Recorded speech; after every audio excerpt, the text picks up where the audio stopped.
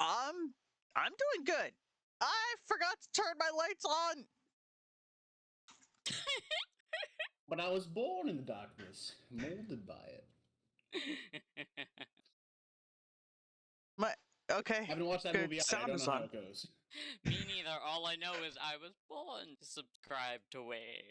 Yeah, there you go. That The only is thing all I know of it. I never realized that Tom Hardy was the one who played Bane. I know, like, you would never know. Which, I mean, the main role I know him from now is like Eddie Brock with Venom, and he looks, Yeah. you know, he intentionally looks like an absolute fucking wreck in that movie, in those movies. or as the internet refers to him, a disaster buy.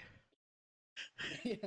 Apparently, recently, actually, he like anonymously entered some like martial arts competition and then won all of his matches. I saw that! Apparently, he's just a freaking real life badass. Apparently, either that or like he actually is Venom and he just doesn't want everybody to know. Yeah, I don't know. I mean, it would be a very effective strategy. It's just like, oh I know my gosh. people have like given the Venom movies a lot of shit, and I mean they're not like fantastically written or anything in my opinion, but I felt like his performance has been pretty damn good.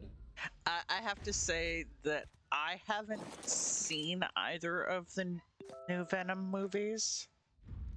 Why is it doing that? No, that's but I've No, seen no, shut off that, no. It's Well, basically no. Tom Hardy Clips goes here insane and and there. talks to himself for 4 hours. Well, yeah.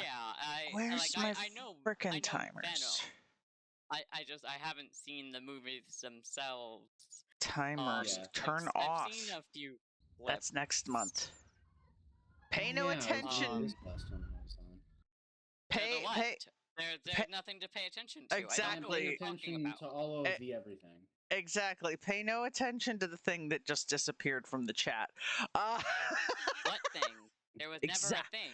Exactly. You're I confusing totally me. wasn't setting up timers for next month and forgot to turn the timer off after I was done testing it.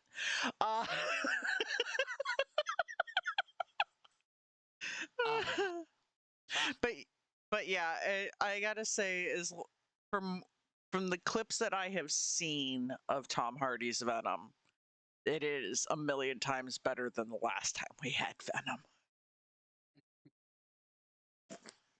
It's just Tom Hardy goes insane and talks to himself for 4 hours.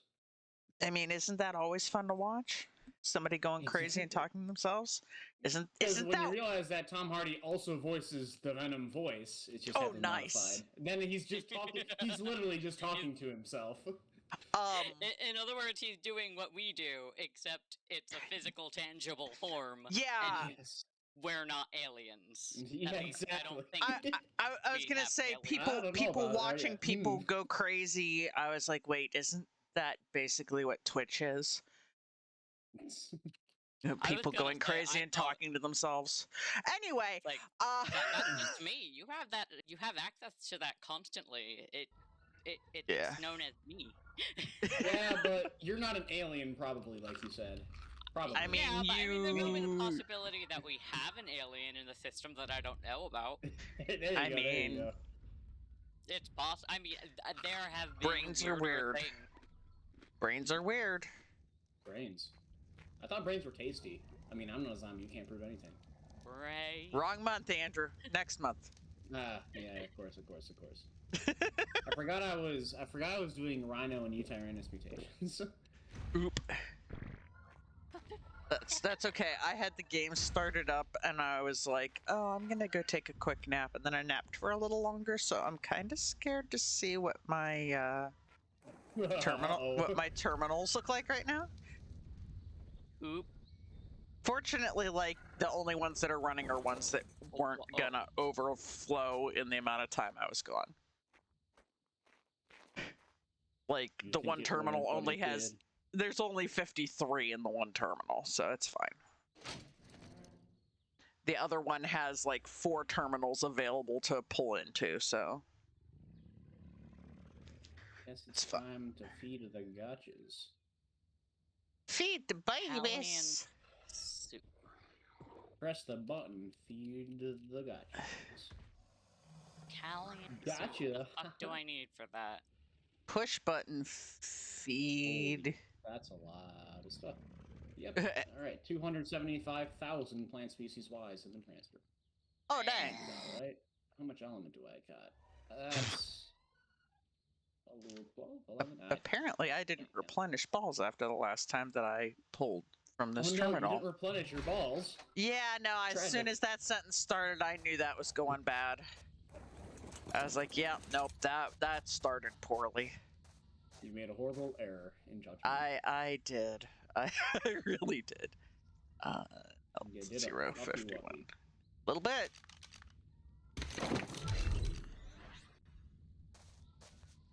Thou hast done a fucky wucky.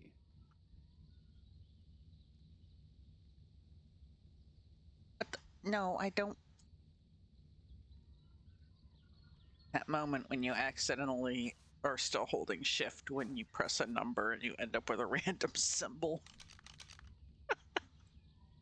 I have not cleared my crystal crackers in a long time. There's so much gear in them. Oh, I'm no. grinding like literally like 2,000 pieces of gear currently. Jeez.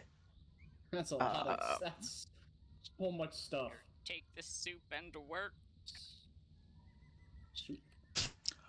Yes. I just had a bug try to fly up my nose. Nasty. Where did it even come from? Probably It some must guy have, called Where's Cotton a Eye good Joe. spot for cacti? it must have got in around the edge of my air Volcano conditioner. Island.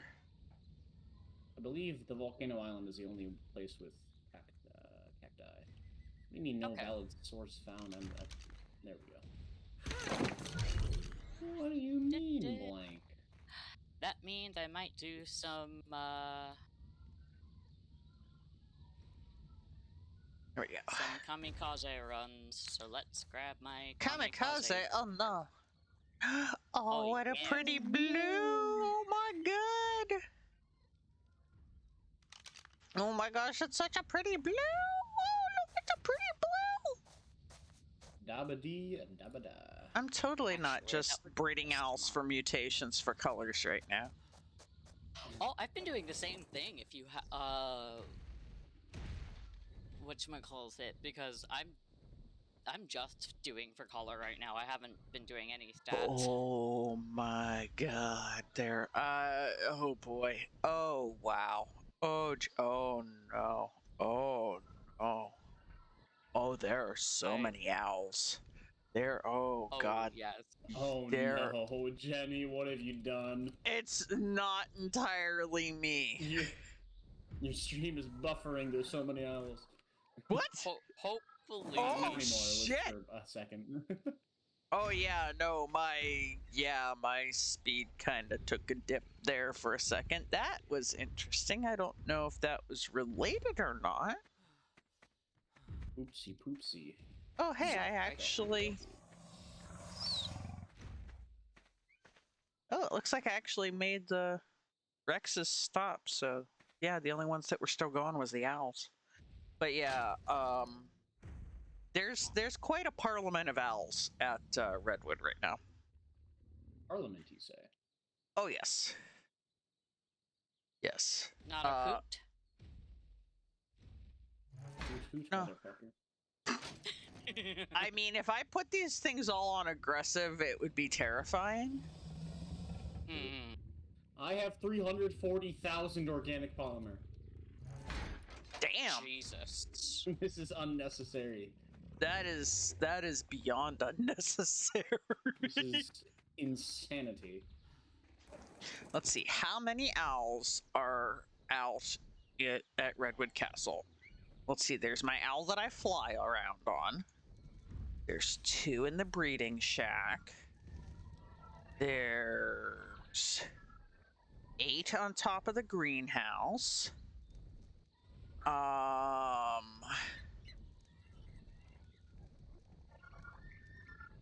I'm gonna have to count platforms here. Land, please, so I can count.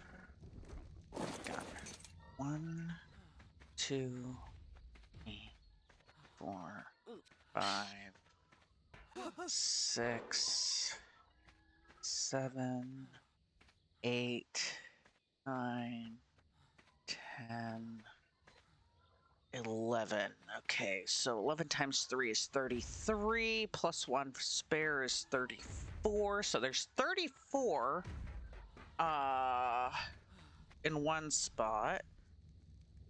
Plus 8, that's 42. Plus 2 is 44. Plus 1's 45. Let's see, there's Lee's riding out, which is 46. And, oh, I can't count how many Lee has out because they have merged into a blob of owl. They've assimilated.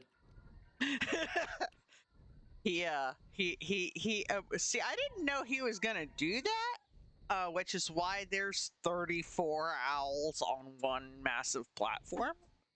But see, I forgot that the way he does things is he gets all the females as babies, and then just throws them into the same spot. Yep, that's what I do. Yeah, I never do that. So there is so there's 34 owls that now have no purpose other than to just sit and make owl pellets, basically. And I have no idea. We'll have to ask him how many. But there's at least... Yeah. There's a lot of owls. Plus there's 2 temporary owls that are out because they're babies from the breeding shack that came out with color mutations. Oh, I do have... Which they're about to go into their boxes. I do have to, at some point tonight, remember to return Bluey, because I do still have him borrowed. Okay. Let's see. 050. But he's not in my list of active, That is why. not in my box of active breeding blues. Ah. So I think I got the blue colors that I needed.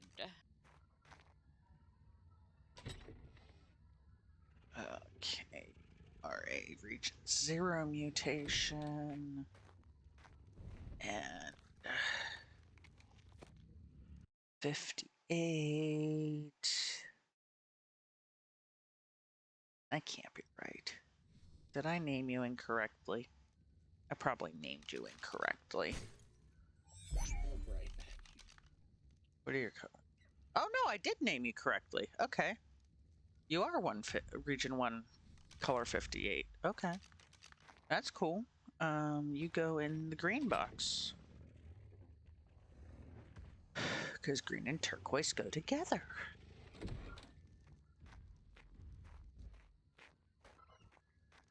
I totally don't have rainbow boxes. Carl, what are you doing? As I look across to my organized boxes of... Fuck off, Carl. Yeah. Ooh. I have my owls that I'm gonna be doing colors for, organized into boxes. Boxes are coded by color as well as labeled. A lot of boxes. So I have cabinets. I have the wooden storage cabinets. And they're lined up, and what is it? I've got red, orange, yellow, green and turquoise, blue and teal, purple and pink, black and gray, and white and brown. And then in each one of those cabinets, I have a folder for each of the color regions available for that particular critter. So like I have a row of the boxes like that for the Tech Rexes, and I now have a row for the owls. I should check my crystal cracker, because that's the other thing that was still going while I was taking a quick nap before I started stream. Let's see. What are you set up for? Element dust, okay. Right, and Nothing. the herb. Camber. Did y'all not have food or something while I was taking a nap? Because there's barely anything in here.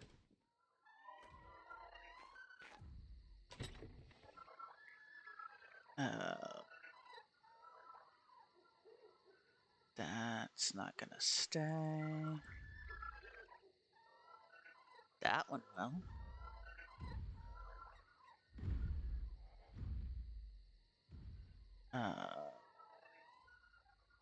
Head armor. Probably won't, because those are in the 200s. Yeah, no.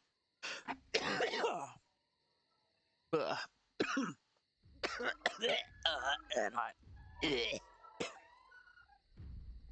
I'm fine. Okay, yeah, sure, definitely. Dies. So,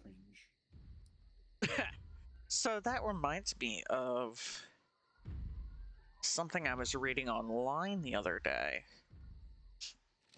about how there's the whole thing where, because of, you know, standards for different platforms, like specifically TikTok, Twitch, about talking about certain topics, how there has become this trend of people saying unalive.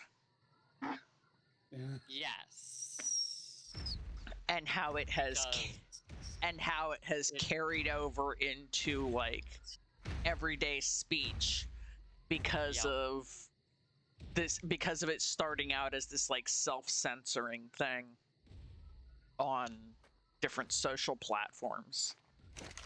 And some people are like really ticked off about it. They're like, you know, this is making it hard for people to talk about, you know, serious subject because, you know, people are saying it in a not so serious way. And I'm like, I think it's an interesting because point. the other way that it was said often is like real life game over. I hadn't heard that one. The article that I was reading specifically was calling out unalive, but I can see that. Yeah. I can see real life game over being even more problematic. Yeah, and like that was used in like very serious discussions, in serious context, in full seriousness. Yeah. But the whole thing is it's a self-censorship as a result of platform censorship. Yeah. It's a direct result of specifically Twitch and YouTube. And apparently the same taboo is on TikTok. No, don't fly over there, you ding dong. I need you over here because I have way too much stuff in my pocket. That doesn't surprise me. All right, third.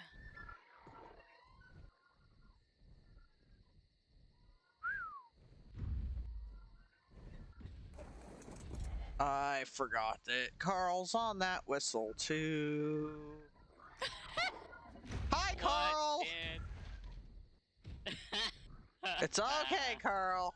It's all taken care of. I have a whistle Carl group. just there like, all right, who do you need me to kill? Well, I have a whistle group that is mounts. And I just needed my owl to come get... Oh god, now I'm stuck on top of a wall. This is less than ideal. I can't see. Let me... I can't do anything. Oh god. I'm just gonna have to eat this stuff. Can I get off of this wall, please? No? You think you can, but you cannot. Oh man, I was very stuck for a moment. Okay. Well, I was carrying 85 snow owl eggs. That is a lot. That's a few. Yeah, that's 1,020 pounds of egg. Egg. Much egg. What is the best tool for harvesting sap? Sap? Or cactus sap? Yeah. Well, yeah, cactus sap. I don't remember. I think it's hatchets. Do you have to use cactus sap? Can sap be substituted? No. No, cactus sap's like for clay and stuff, and wow, those are cool looking colors. Ooh. And propellant, Yo, yeah. which is more of what I am Flamethrower. interested. Flames, the fires of... Actually, Just on the face. I need the lucky. propellant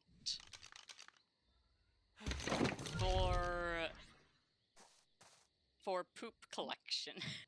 Oh, yeah, the item collector. Okay. Not the aggravator, the collector. It uses propellant if you don't have tech generator. Oh, right. I forgot that. I forgot that. I Oh, have so many Utyrannus eggs. pink. I'm breeding Utyrannus, so I have a bunch of unfertilized Utyrannus eggs. I'm gonna be able to make just all of the extraordinary kibble I will ever need. I basically will probably never run out of superior kibble. Yeah, but not everything can be tamed with superior. I know, but I have, let's see, in my refrigerator right now, how many? I have 248 snow owl eggs. That's I have after 1,740. That's after making 199 superior kibble. Nice. Considering access to fire wyvern eggs, potentially unlimited, as I could just have them just going. I also have 100 exceptional kibble. Yeah, I've got the Utyrannus eggs for the extraordinary kibble. If you ever need basic kibble, hit me up. I have, let's see. Let's just check. Crafted, I have 147 basic kibble. I have 1,740 tech parasaur eggs. Dang. Because the frickin' tech parasaur farm. And they're within the range of my egg collection things, so of course it picks those up. Yeah, that'll do it. I never ever need that many eggs for basic kibble. Also, whenever any of y'all come to Helm's Deep, next to the bed, there's a mailbox. Check it. I think I may have. You got mail. Literally, I didn't even realize that I had some Utyrannus laying eggs outside of the breeding area. Oh, That's no. hilarious. Well, no, they're still within the range of the pickup terminal, but their butts are just sticking through the wall, I guess. Oop. That's funny. What was I doing? Probably I forgot what maybe. I'm losing my mind is what I'm doing. Sure. You're right. Hey, there's my next stamina mutation. Hell yes. Cooked meats. That's right, I was putting this in here.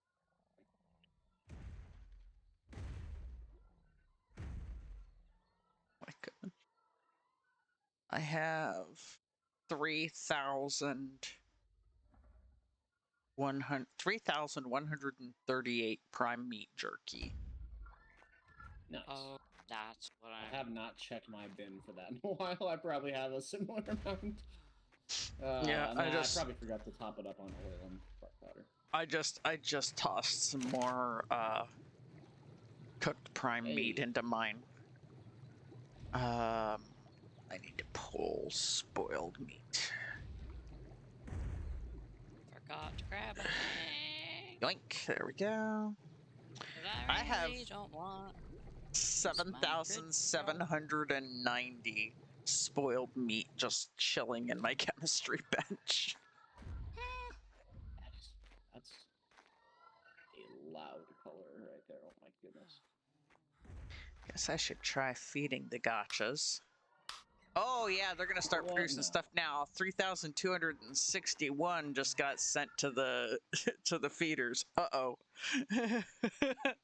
When I logged in, I sent 275,000.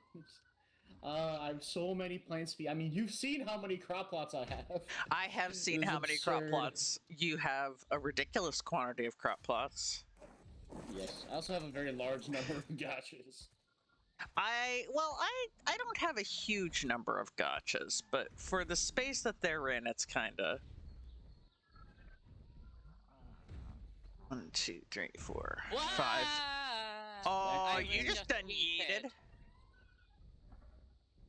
I have 11 gotchas running right now. Nice, nice. They're on the same platform as the Parliament of Owls. So there's like all these gotcha gavagers with the gotchas in them, and then on the outside edge of the platform are these owls. It's just like this circle The Council of of Owls will see you now. The Parliament will very- see you. Range. The Parliament sits in judgment. Isn't that like a Batman thing? Like Council of Owls or something? I think it's I've actually... heard of that. There's something about owls. It's gonna drive me crazy. Is it... Oh, man. Batman. Owls. Court of Owls. Court of Owls, okay. I just It is a thing. Googled it because, like, I just had run into that again the other day, and I was like, I know. It's not I was just Parliament. immediately thinking cultist simulator and like something about the hours. I'm like, what? What? Oh, hi! Oh, Hi! hi, Marv. You're an alpha. I'm not flying high enough to stay away from you. I should set Carl on you, because you're eating all of the small animals in a close proximity.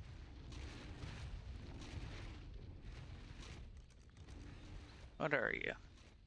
Arexia. Who's your buddy? Oh, your buddy's a Rex. He's just small.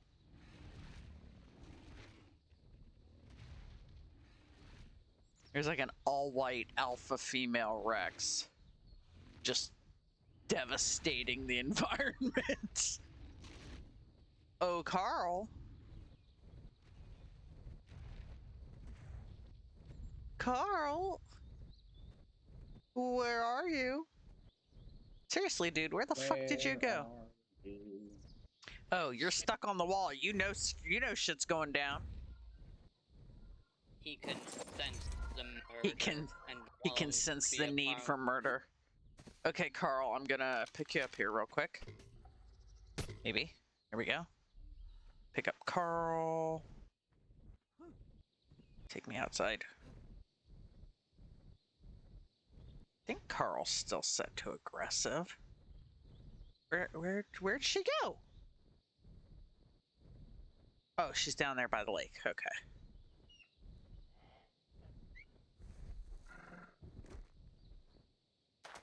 All right, Carl. This is your time to shine. Kill.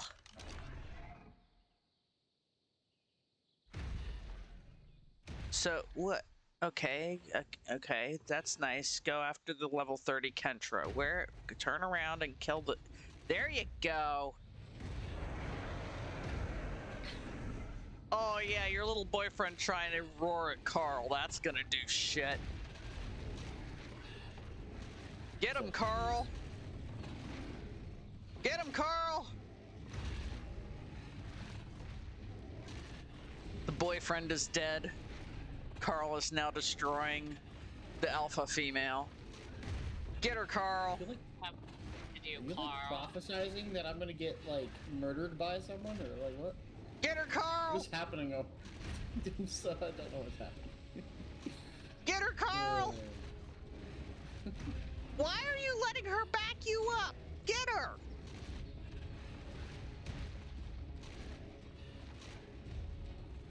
Carl.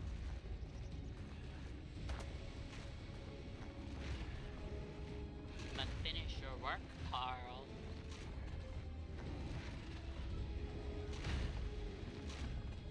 Ooh, Carl's getting bloody. No!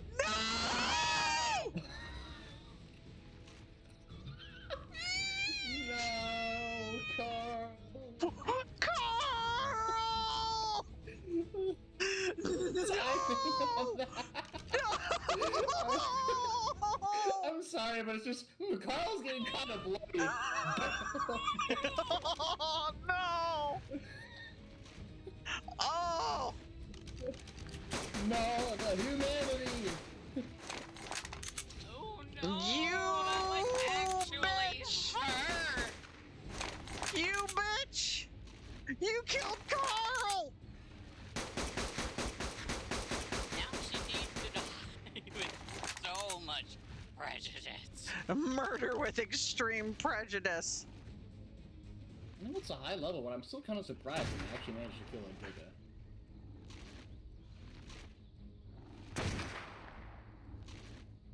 Shoot, do I still have more food? Ah! Uh-oh! I may be in trouble. Oh no.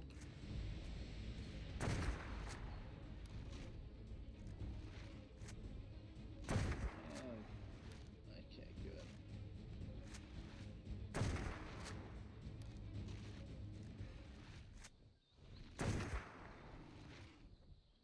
She's eating things.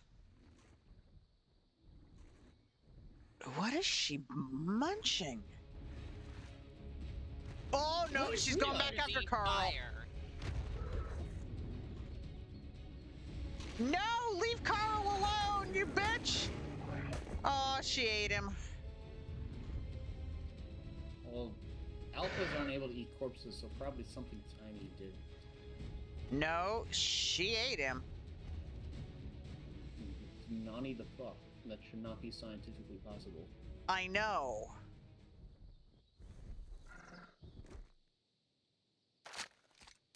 Sense a disturbance in the force.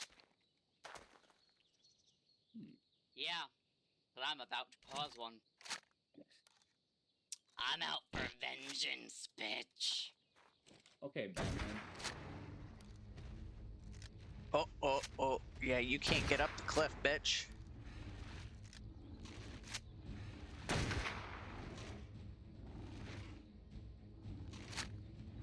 Are you eating the foundations? Is that what you're doing? Yes, that will occur.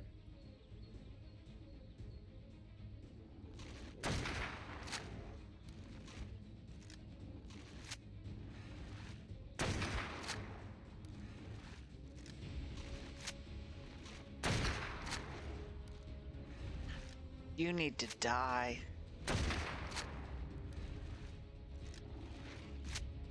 For Carl.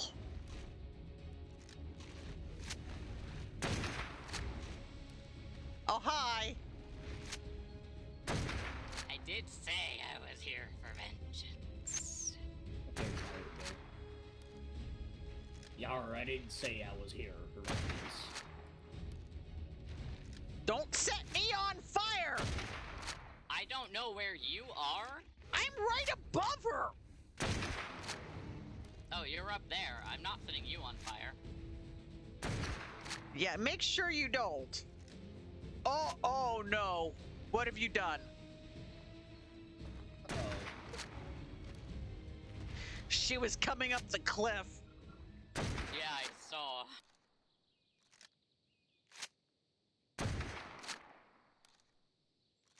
Look at this. She keeps eating the foundations.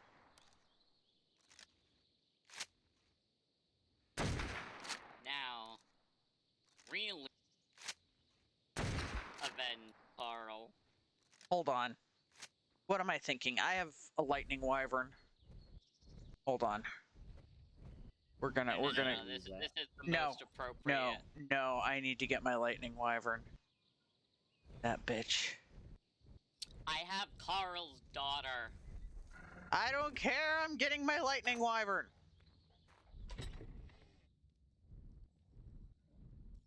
Where are you? But Ma, I gotta use my lightning wyvern. I don't know why I adopted that voice. That was very I don't strange. know why you did either. It was a very strange voice. Where? But I do very strange things, so when you think about it, it's more fitting at the end No, of the day. that's not it. Why are things out of order again? Oh no. Because the universe favors disorder. I mean, you're not wrong. Entropy. There we go.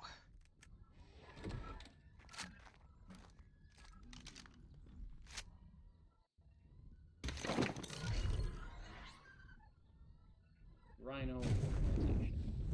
All right, here we go. Where's the bitch?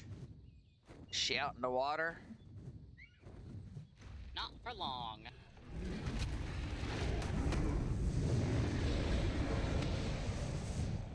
Well, this is fun. Apparently, the ex-woolly rhinos actually have all 6 color regions, which is both a headache and fun. I have avenged Carl. Conglomerations. I can't believe that that bitch killed Carl. Yeah, that's genuinely surprising. After everything that Carl has done. After all he's been through. How many times has that dense motherfucker escaped? True. Infinite. Not anymore. Wait, shit, that's what I need. Bitch busted up the foundations that Lee had set up for his start of making things safe down there. I wonder if I can kill the fish. Probably, definitely. Oh yeah. I killed a single coelacanth. On the other side.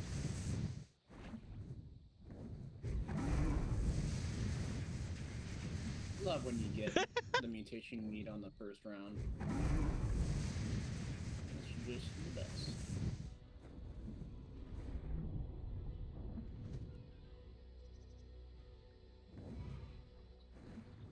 I'm not used to how the wyverns steer yet. Yeah, they have no turning turning or stopping.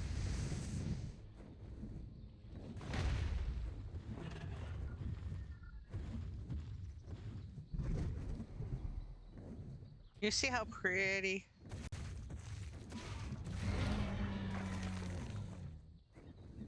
Oh, I'm out of stamina.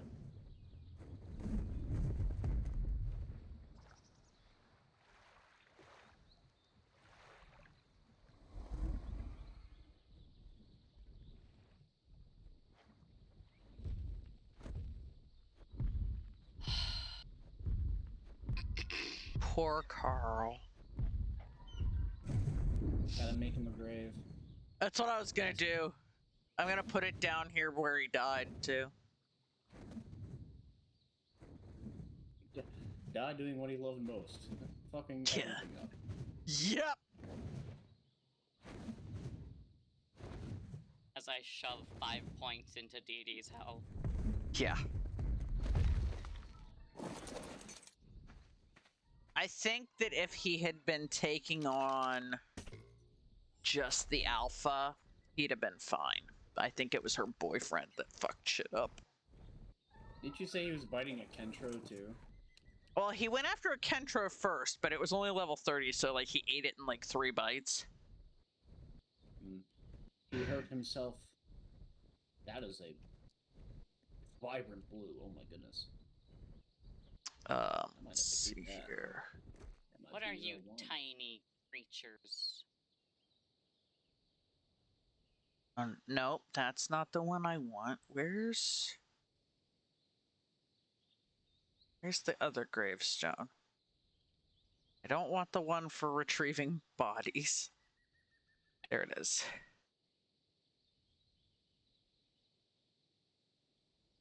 That's gonna blend with 5. Get a red on 5. Okay. The Rhino vision is coming together in my head, and I'm probably definitely slightly copying a color scheme I've seen before, but who cares?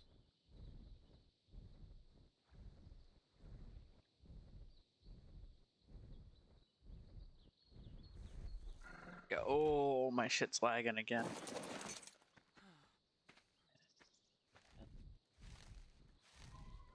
Ahoy. Oi.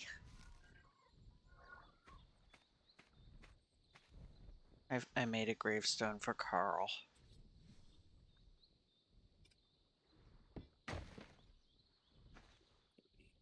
Set sign text. Carl. Died as he lived. Fucking shit up. Yes. Perfect. There you go. There is now a gravestone down near the lake that says Carl died as he lived, fucking shit up.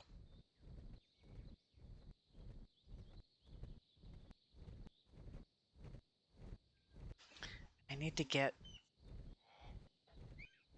paint it. He deserves a pretty marker. Oh, why are you not doing your job? What the fuck? I wasn't that What? far away. These should not be dropping down through.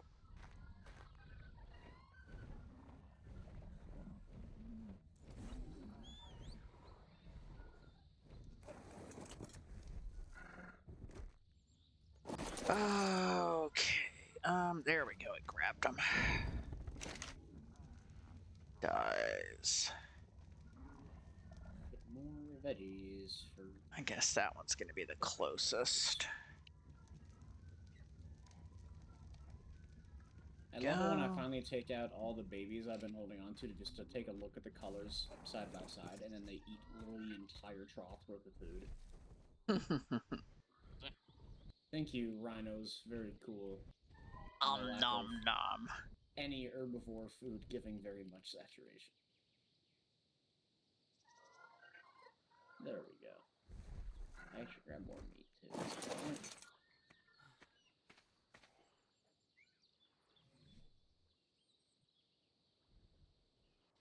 Oh, crap. I need that. Booey. Please tell me I'm still close enough. What do you need? I need a paintbrush. I'm just outside of the range to pull the stuff. I was gonna say, depending on what you need, I have.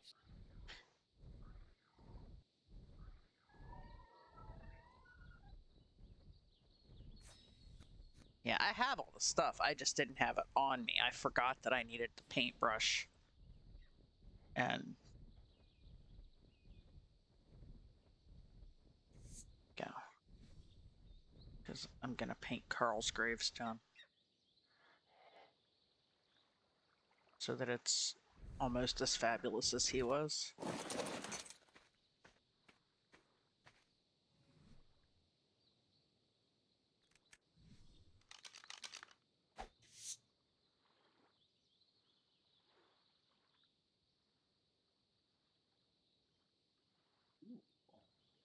That.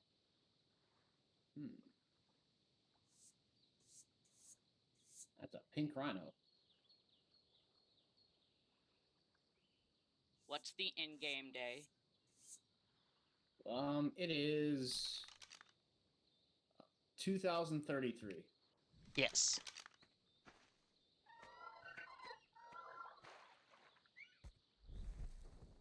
I have painted Carl's gravestone. Oh, that one's pretty nicely too. Okay.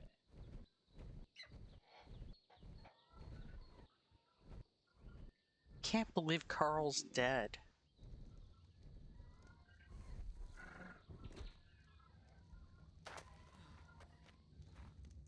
Although I'm honestly very surprised that he lost that fight. Yeah. Like, there's not. I mean, like, Alpha T-Rexes are. I mean, they're an Alpha T-Rex, so of course, but like, they're not usually what I would think of as a Giga killer, especially because like, it's not just like a tamed Giga. It's like, you know, bred and imprinted and stuff. She was mate boosted though. She was. Wait, was there a second Alpha T-Rex? No, there was a male Rex. There was the there was a female Alpha Rex, and then there was a male Rex. I don't think a regular can mate boost an Alpha. Okay. Did they have the hearts? I didn't see the hearts, so I didn't think they were boosted. Well, the regular Rex would have been Alpha boosted because an Alpha will Alpha boost every other wild dino in the area.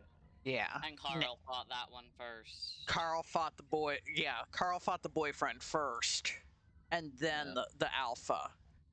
and she was backing him up. Like, he was backing up and she was pushing forward, so.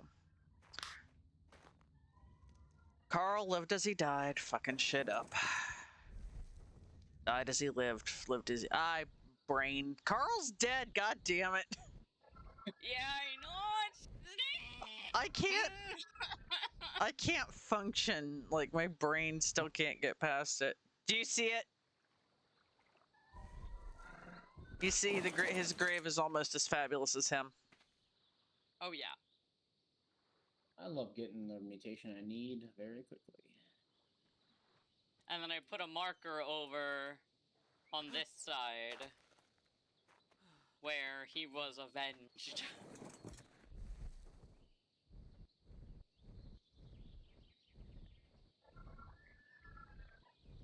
Following you in the air.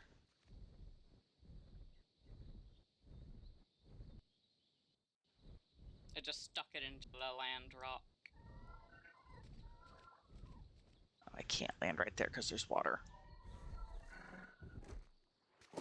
I'm like, why can't I land? Here, Carl was avenged by his daughter, Dee Dee. Nice. That's why you were asking what day it is in game. Yep.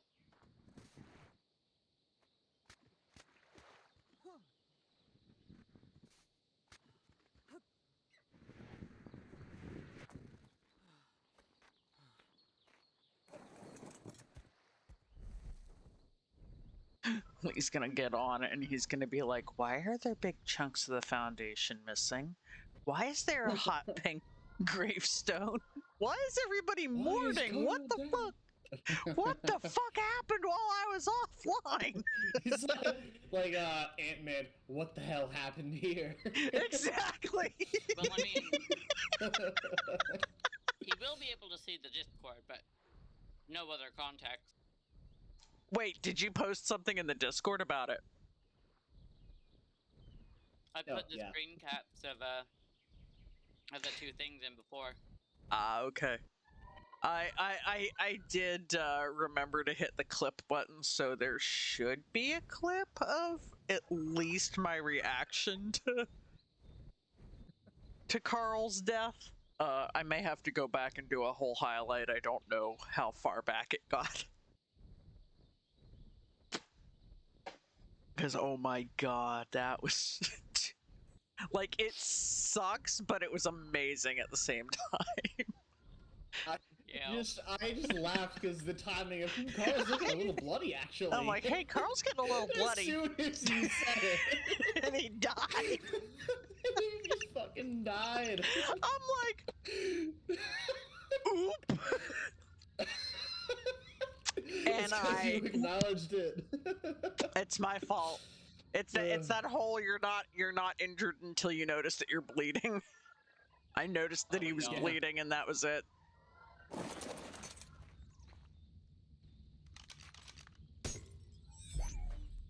Poor Carl. Meanwhile, the rhino breeding is going swimmingly. I've been getting the mutations I've been needing like right away, and I'm starting to form the color palette. That's good. That's good for you. That's good for you. It's good for us because these are going to be boss fighting rhinos eventually. Dragon killers. Mighty steeds for at least 2 of us. Okay, drop you back in here. War elephants? Who needs those when you have war woolly rhinos? Yeah. Oh, I need to eat. I'm starving. Oh, that's bad. There's a bright white Utarinus. Go with that.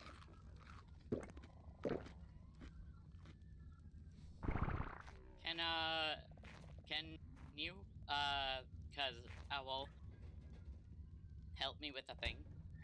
What's up? I'm going to level the shit out of this Fjord Hawk for health. Okay.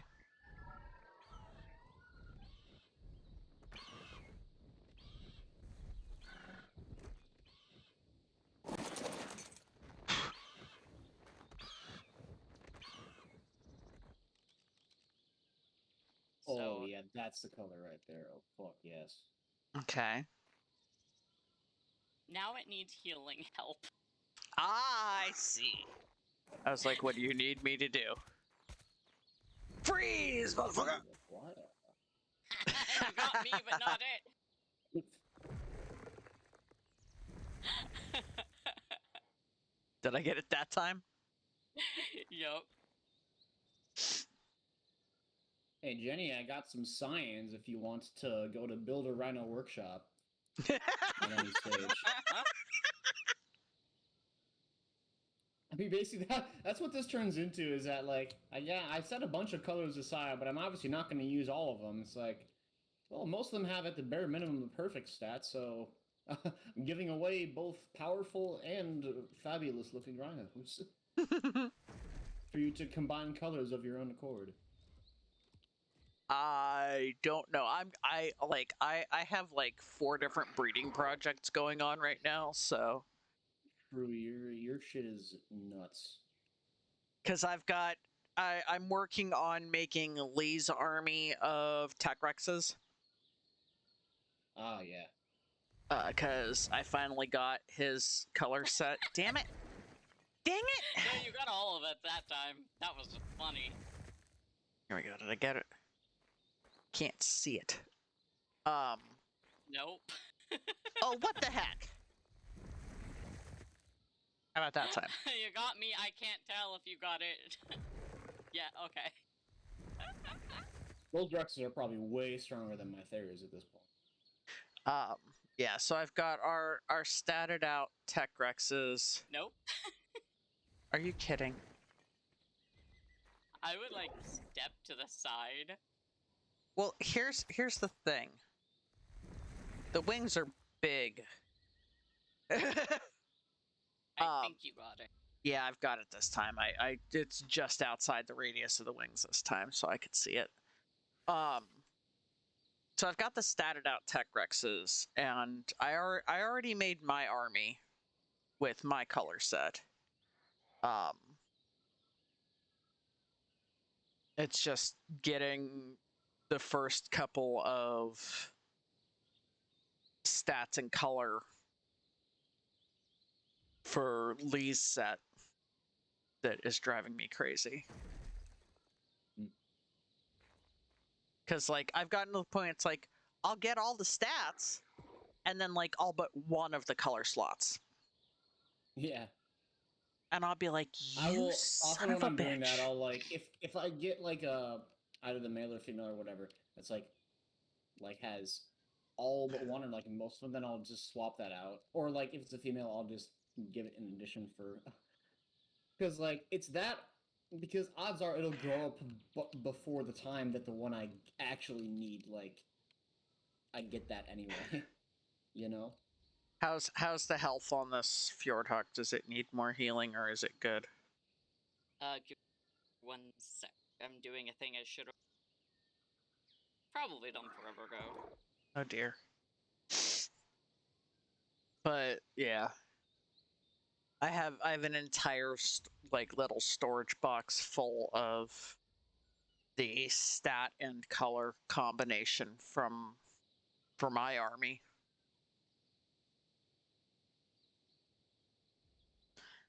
So I'm breeding a male with the color that has the colors onto a group of females with the stats.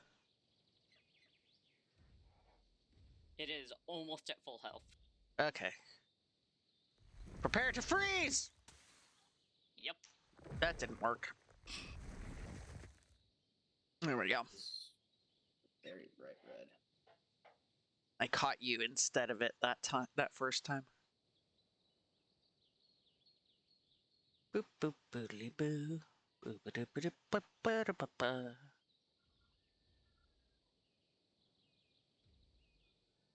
There are so many owls here. Yep.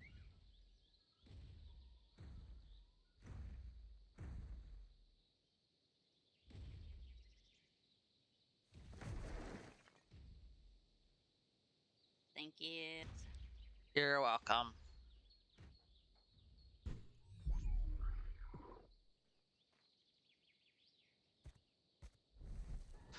So I've got Tech Rexes, which I don't have them going right now. I should, but I don't. I've got the owls that I have going just for color.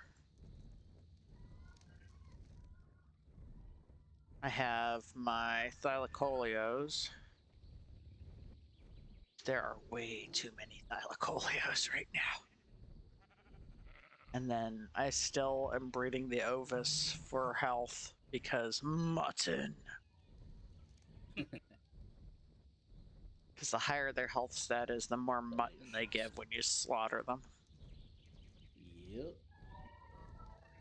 So, do you have your death button ready? My death button? Mm-hmm. Huh? I'm confused. Oh, that death button. Yeah, go ahead. If you're about to die, go ahead.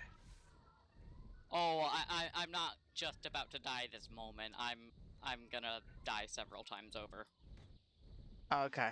Well, yeah, I have I have my deck ready for pushing the counter button. Whee! Okay. Fjord fire here.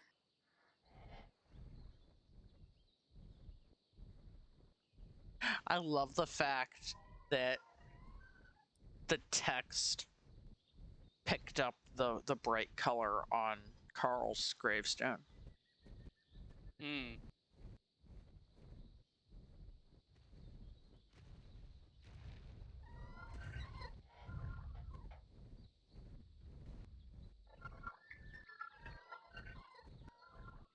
Oh boy. So let's see here. So that happened. First death of the night, and it wasn't even a player. Surprising.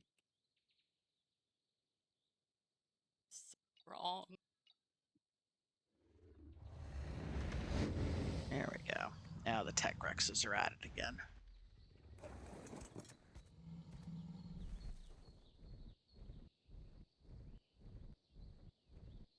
Whee!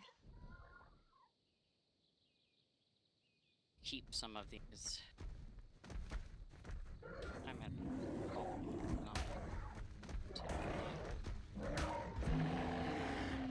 no. I killed a bear. Murder. Murder. I swear I'm gonna make a lightning button.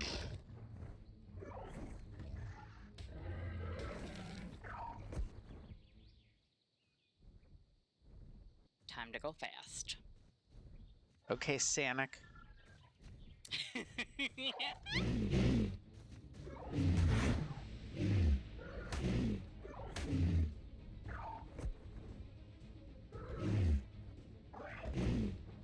I saw a thing the other day. I don't even know if it was a real screenshot, but it was supposed to be Jeopardy.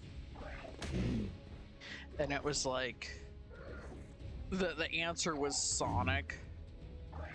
And like the two people that it showed their answers said like Danky Kang and Princess Zorba. Oh, Jesus. It scares me sometimes how much pop culture from like video games is starting to get into some things. Like the fact that not that long ago, sus was an answer to a clue on no. Jeopardy. Oh. I love that. That was hilarious. Did I do it? Did I do it? Did I do it? Oh, I might have done it.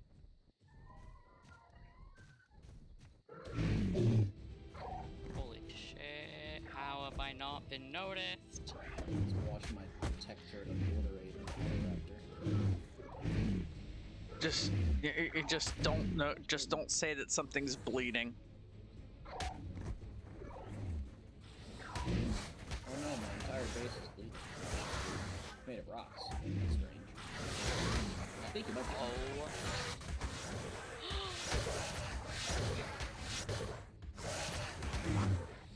No! Fucking Troodons! What happened? Insta spoil! Yup, I'm about to die. Oh. Yeah, true. No one's made an egg run in a while. I can run the command. It just gets rid of all the eggs currently in the trench. You know, I've never made an egg run. Huh. That was level 204! Oh. Sad. Do you I want me to run the egg clearing command? Does it only kill the spoiled ones, or does it kill them all? No, it gets everything, I believe.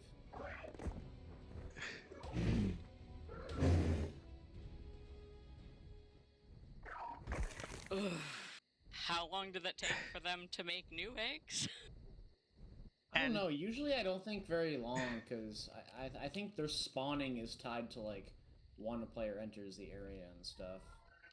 And does it And, like, affect? Does it affect the eggs of Tames that are breeding? I have no clue. I'm pretty sure it's only... Probably. I mean, let me read the command. I'll pull it up. Let's see what it actually reads out as. Oh, that was painful. I got that was the first time a run had ever gone perfect on the first try. And it was like, leg. and it was like, fuck you. And yep. And then I just stared at the wyvern as it came over. I'm like, hello, please kill me. Just destroy me.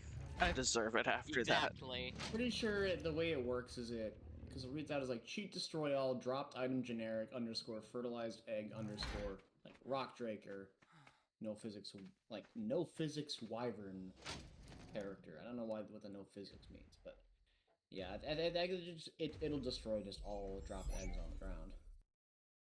Okay. Of all type of that creature. Okay, well, I don't have any of my fire wyverns breeding right now, so that's clear. Do you want me to run it right now? Because it'll clear all wild ones, including any that are or aren't spoiled. So I'm just gonna check the. If one's spoiled, they're probably all spoiled. probably most of them, unless you have any new spawns. Yeah, I'll just run all of them. Yeah. Okay. Yeah. Yeah. And probably Yeah. Dinosaurs as well, then to follow. Yeah. These wyverns aren't I'll breeding, so that'll be fine. There's rock drakes. We don't care about the Nauticus anymore. What the hell? Apparently the name for magmasaurs in game is like a Cheroof. What? Cheroof? Cherufe. Well, that's different. Wait, what's like a spawn command for a magmasaur? Yeah, Cheroof underscore character. Weird. What the fuck? What's a Cheroof? Oh, it's on the roof. Why is it on the roof? Cheroof on Wikipedia. The Cheroof is a large, man-eating mythical creature found in the Machupe religion of the indigenous Machupe people of south-central Chile, and it looks like a large lava golem kind of thing. Oh. Now I get it. Like That makes sense. the Reaper, they're not on this map, but Reapers, their name, they're like code Xenomorph. is Xenomorph, yeah.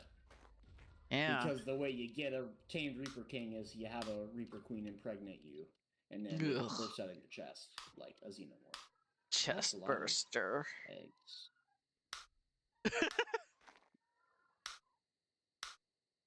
I don't know why you said it like that, but okay. What? You were like, chest burster. I was just like, chest burster. Cheeseburger. Cheeseburger? Chest burster cheeseburger. Come on down to the Double Meat Palace where we now have the chest burster cheeseburger. That's a pretty killer name though, I'll be honest. That's like one of those like just like mega burgers that like you get like something for free if you eat the whole thing. That's what that Well, is right there. what is it? I think it's at I'm trying to remember what restaurant it was, but like they had something that was called like the heart attack burger. That like Yeah. I'm like, Oh my god, I God. remember that. Like, holy crap, why? Why? Why would Why you not? put your body through that? Because The answer, cheeseburger. yeah, and the answer is cheeseburger. I love cheeseburgers. Cheeseburgers are good. Yummy in my tummy. I'm trying to think. Are either of you familiar? It's with this is a fast food chain that disappeared, doesn't exist anymore, but it was called Hot and Now. That does sound familiar, but I don't think I've ever been to one. They were drive-through only. They didn't have an inside where you could go in and eat. You just went through the drive-through. And there was one near my doctor's office when I was a kid. And so that was like how my mom bribed me to behave at doctor's appointments. She'd be like, if you behave, I'll take you to Hot and Now afterwards. Because I loved their mushroom Swiss burgers. And so I was devastated when they went out of business. Because it was the best the best mushroom Swiss burgers I could find ever. The only place that comes close anymore is Hardee's / Carl's Jr. Carl! Carl! Carl makes good ones. No, but like, do you ever have just like that one food that you judge a certain type of restaurant by? Like, I tend to judge. Surprisingly, no. Like, I tend to judge fast food. Thing, but I tend to not. Like, I tend to judge fast food burger places by their mushroom Swiss burgers. And I tend to judge diners by their Eggs Benedict.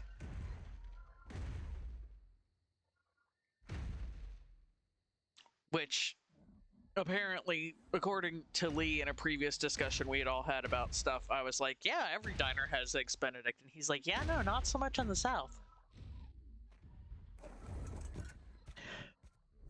So, yeah, that's a thing. I have officially had... I'm in this, like, weird twilight zone. My mom and I started eating at this new diner. I mean, they've been in the area for a few years. It's been around for a few years, but we only just recently, like, within the last month, ate there for the first time. And, like, I'm like, I judge diners by their Eggs Benedict.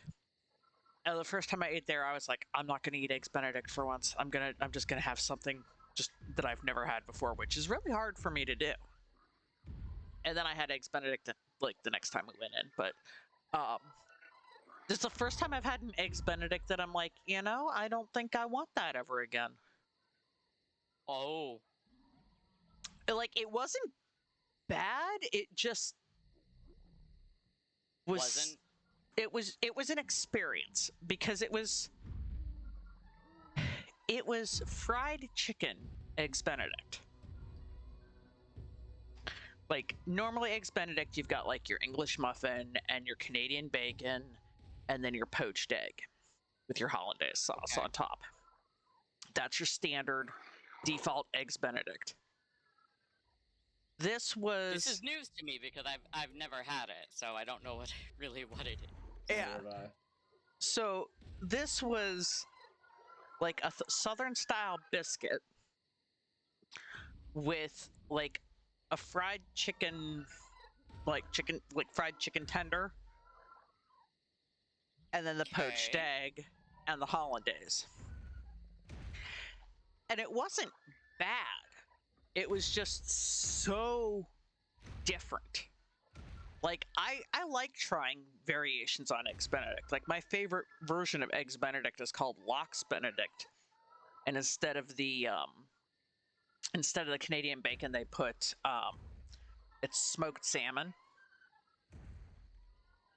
Oh, I love Lox Benedict. I could eat my way out of a room full of that stuff and still want more. But like,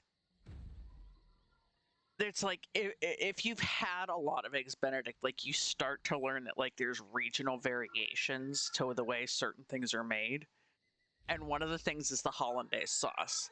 Like in northern parts of the United States, hollandaise tends to be a thicker, creamier sauce with just a light hint of lemon to it, where southern hollandaise tends to be a little thinner with a lot more lemon to it. Which is the opposite of what I would expect. Yeah. And so I've come to the conclusion that this diner chain had to have started somewhere in the South, because it has a lot of very southern style food. Like when they say sweet tea, they're not kidding. Like we were there last time and I watched them making the tea because I happened to be sitting where I could see back into like the little prep area. And it's like they're brewing the tea to put into the big dispenser thing that they have in the back. And while that's happening, you know those big plastic pitchers that like they'll like bring out to like refill iced tea or sodas sometimes at restaurants? Yep. Full of sugar. Like completely full of sugar. And I was like, oh dear, that's a lot of sugar. And I was like, okay, well, they're just going to mix it into the big container. And then they start pouring tea out of the container into the sugar. And my brain is going, oh no, that's a lot of sugar. Oh, yes. That's well, some sweet tea. Now, to be fair, they were doing that so that it would partially dissolve, so that they didn't have big clumps to dissolve into the giant container. It all went into the massive it went back into the dispenser. But for a moment, I was like, their sweet tea is 90% sugar and only 10% tea. I was like, oh god. I'm like, oh, Mom, you might want to switch to unsweetened because she's diabetic.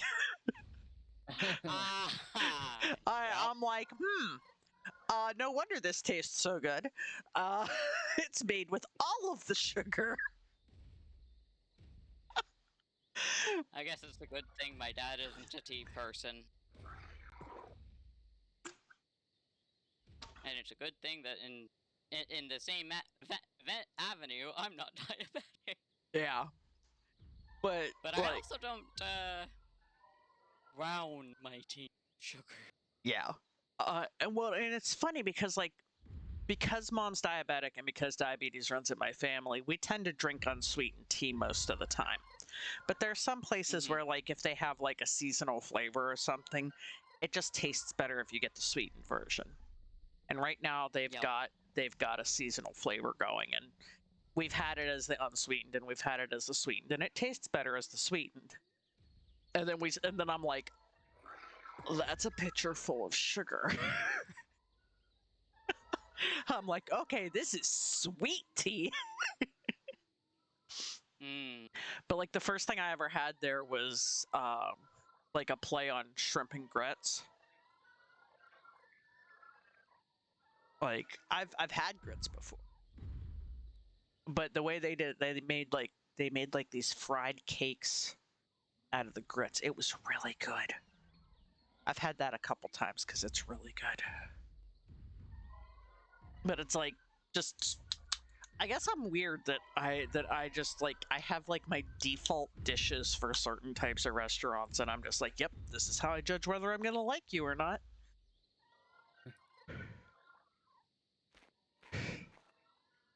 From my understanding, like a lot of people have and or do that. Yeah.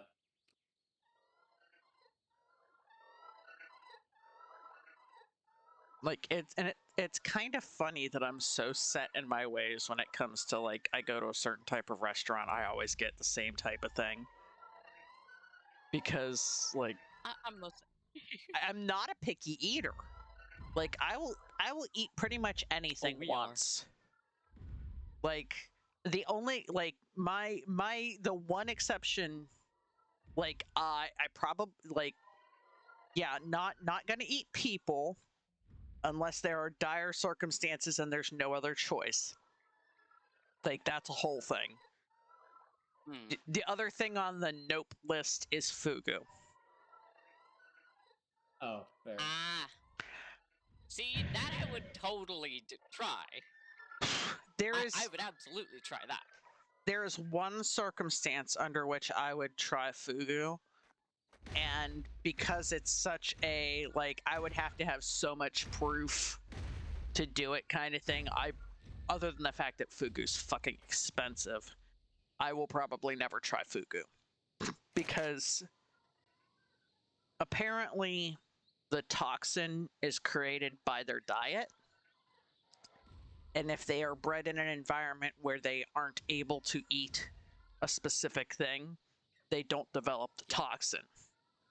So it's like, if there was a way that I could 100% without doubt guarantee that it came from a farm where it was not allowed to have the food that makes it develop the toxin, I would consider trying it.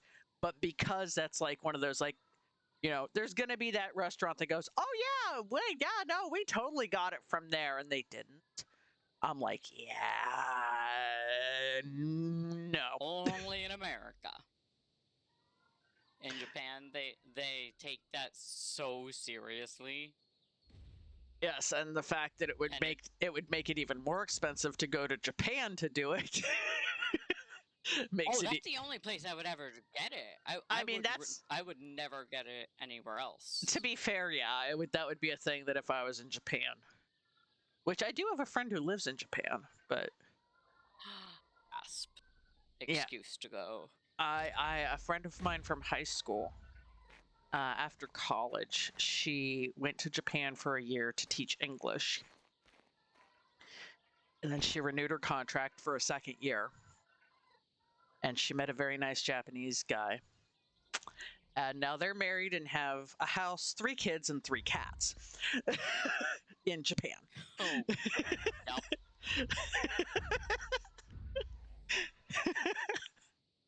So that sounds awfully familiar.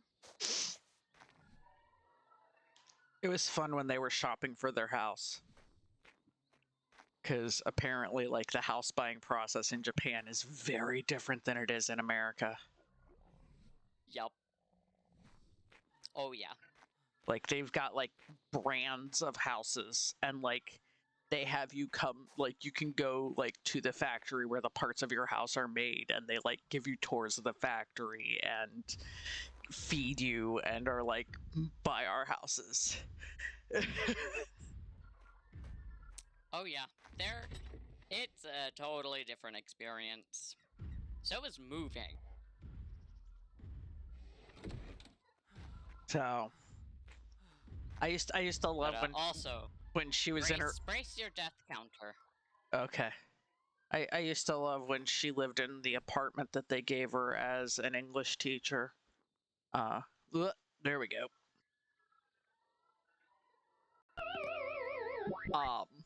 She would, like, send us pictures of her apartment that she was living in, and particularly the bathroom. That was like that was the big thing, was like we were all like in shock about, like, we all wanted her tub. Yep. Because that is one of the things that tub you can fully submerge in, please. I very much want a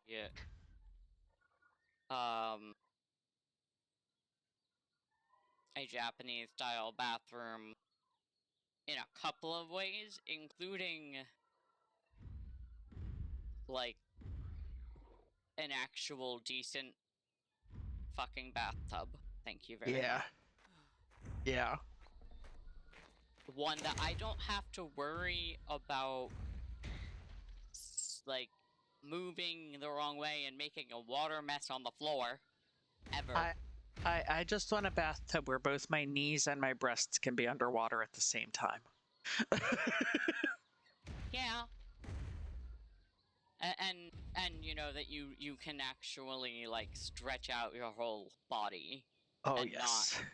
be sitting at an odd angle, Yeah.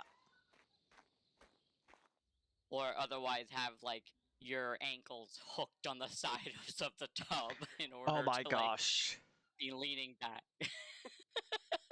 Yes, the weird contortions that Americans do to fit in our bathtubs. Because we don't fit in them, and for some reason, nobody changes this. That's what bothers me. It's like, how many generations of people have been going, why don't I fit in my tub correctly? And yet, we keep making them that way. Like, we don't have to make them that way. We can make them in a way that makes people happy. And I think, though, the problem goes backwards a step into floor planning. It's in the house design part, because the bathtubs have to fit into the actual rooms. This is true. And they usually make them the minimum size so that there's a standard size for everything. Yep. Except the standard size is too small for anyone but smaller people. Yeah. And it like there are pictures and like setups I have, like I basically designed like my ideal bathroom, Yeah. and like this is inclusive of like tub, shower, like whole deal, and like general style, and just yep, yes. I love Because no European or like Western anything has just makes sense yeah. to me.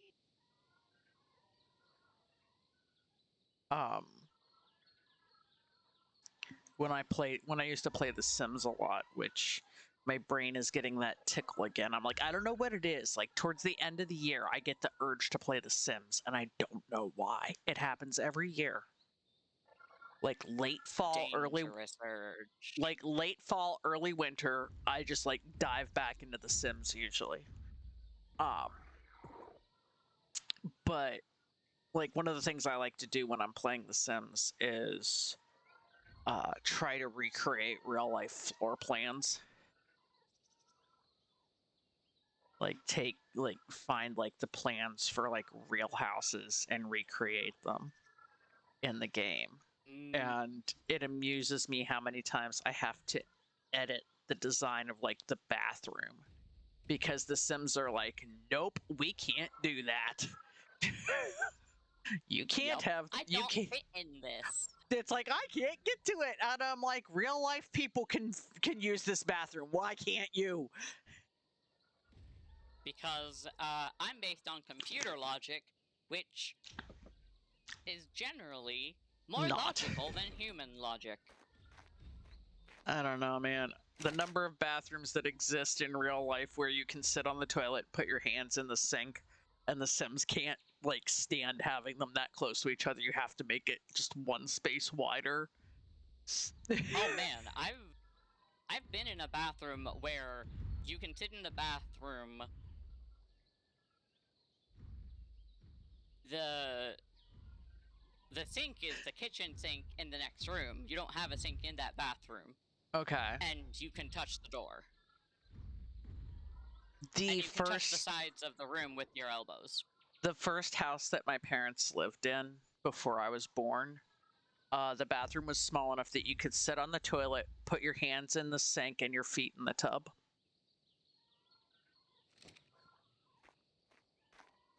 Yep, and our current bathroom in our apartment now is really, it has way more space that's just not utilized, and a tiny ass little box shower. Oof. And it's got like, you have, I don't know, it's like a 4-foot by like 9-foot room. It's not a small bathroom. And you have the toilet like shoved in the far corner. You have on the same wall, on the opposite corner, tiny box shower that you could probably fit the toilet in, barely. Ouch. And it's like about large enough for that, and that's it. Oof. And immediately next to that, you have a tiny ass little sink. Yeah. And that's it. Nothing else. Nothing. And it's like, what the fuck? But yeah, designing houses and rooms for fun and for writing projects is something we do a lot. It's so much fun. It is. Have you guys Why ever is this unpowered? Have you guys ever seen, I think it's a subreddit, but it's a thing, it's bathrooms with threatening auras? No. It's just like these pictures of these like really sketchy looking bathrooms. And like one of the ones that always shows up in those kinds of threads and stuff is like the GIF that has like the generic Bugs Bunny costume suited person who like slides over and taps the toilet seat next to them. Oh, yeah. Like that's the kind of like that's low level bathrooms with threatening auras. Because that was just weird. But like ones where it's like, I remember there was one that it was like this like room that looked like something out of like a horror game. There's a hole in the floor and there's a wooden chair that the seat is not there anymore. It has a plastic toilet seat attached to the frame of the wooden chair and like half a bucket underneath it. Yep. And I'm like, yep, nope. Nope. No, thank you. I do not like that. I'll hold it. I'll hold it. Because, like, something's going to come up out of that hole. It's not going to be pretty. Like, no, thank you. You said this is a subreddit? I think it is. I think it's a subreddit. And you said it was... It's either bathrooms with threatening auras or toilets with threatening auras. I forget. All of the above. I mean, yeah. But it's just... Oh, what have I done? Okay. I got caught in my architecture for a moment.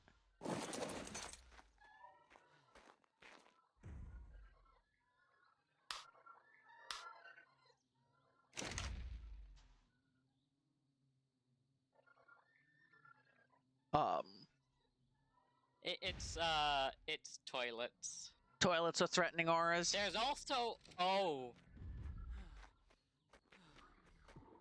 I don't like the sound of that. There's also food with threatening auras. Yep. I'm not sure I want to know, but I'm morbidly curious now. There's multiple subreddits for with threatening auras. Yeah, one of them is toilet with threat auras. There's another that's scary toilets. It's just like I think that's the official. just the stuff you can find online. Yeah, 17,000 members, Oh, 2 jeez. online. But food with threatening auras. That's 23 members. online or total? Total. I should have waited for the answer before taking a drink. And the moderator single is Slowbro 69. That's kind of awesome, though. And there are 2 people of this community online right now. Nice. Well, shout out to Food with Threatening Auras. There are a total of 3 posts. Oh. All of them are at least a year old. Oh, jeez. I used to be part, when I still used Facebook, I used to be part of an unusual pictures group. And, like, just I love those. the stuff that you can find online, like, I think I have some of them. Wait, do I have them saved on here? Are they on this computer or are they on the other computer? Please let me have at least one. I don't. That's a shame. There's I remember I saved either on my phone or it's either on my phone or my other computer that it was stairs that were carpeted with hair. Oh. It's so unsettling. It's so unsettling. Oh, now I gotta... Stairs carpeted with hair. Oh, man. Can I find just it? Take out the tape, give the rest of that to me. Oh, it looks so good. Oh my gosh, the picture doesn't even come up when I do an image search. That's... I will have to find that and put it in the Discord sometime when I find it again. You have to find it. Oh no, I have to find it. No, you really don't, though. It has to be seen. Oh wait, maybe did I look in the wrong folder? I may have looked in the wrong folder. Pictures.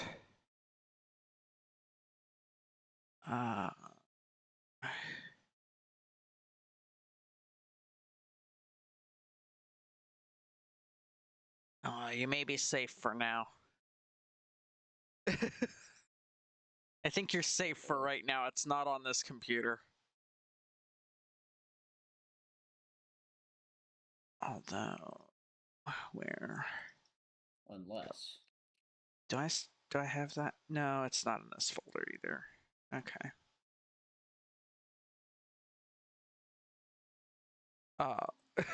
But yeah, it's like some of the other things I remember from that group were like there was a guy sitting on a toilet and there's like all kinds of arms coming out of the toilet and like dragging him into it.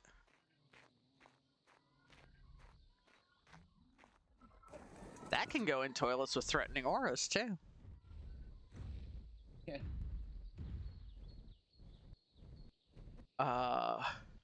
Yeah. What are you? Okay. You're just... Okay. You're just one of those. Okay. What do we got going over here? Who's fighting over here? Oh, this is an interesting fight. What are you guys? I should know you off the top of my head. Ah, Ankies. Ankylosaurus. 5 Ankies versus a Pulmonoscorpius. I take the Ankies. And I'm watching this fight, and then all of a sudden one of those moose-looking things just runs by being chased by a saber-tooth. I love Megaloceros.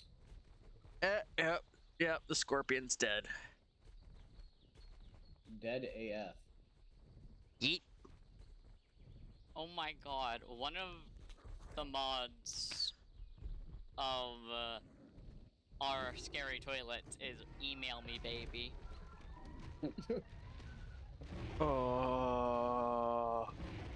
Okay. Oh, fuck! That's not anything to do with the toilet. Oh, Okay. I have a feeling I don't want to know. Someone posted a picture of a spooter. Oh, boo. Oh, Huge oh no. fucking spooter. Would you stop trying to eat my owl, you stupid raptor?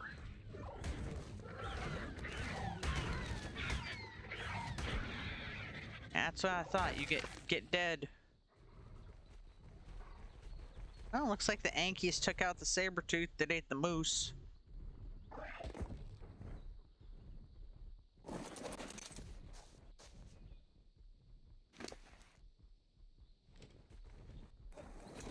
Whee! Oh, you guys didn't eat the scorpion? More for me. Jeez! the Ankies don't eat meat. I know.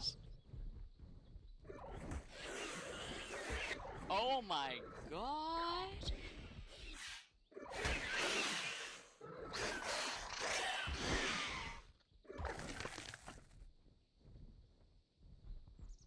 Death to the Pegomastax.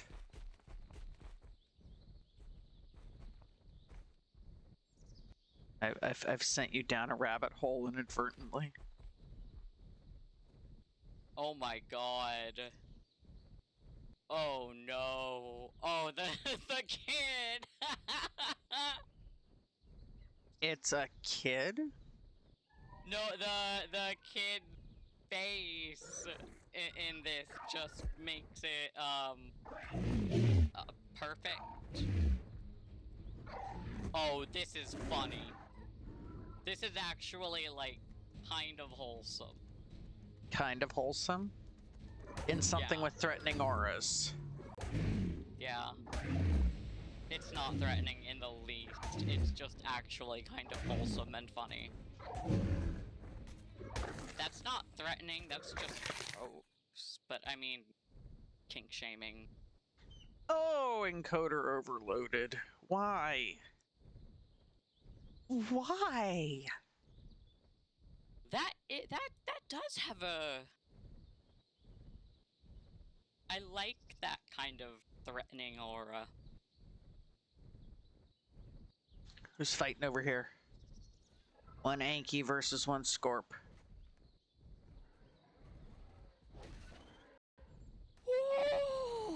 Who y'all got odds on? Anki.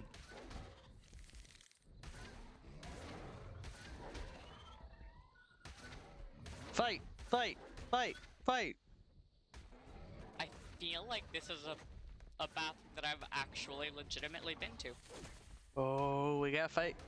Oh, they both have a yellow plus sign above them now.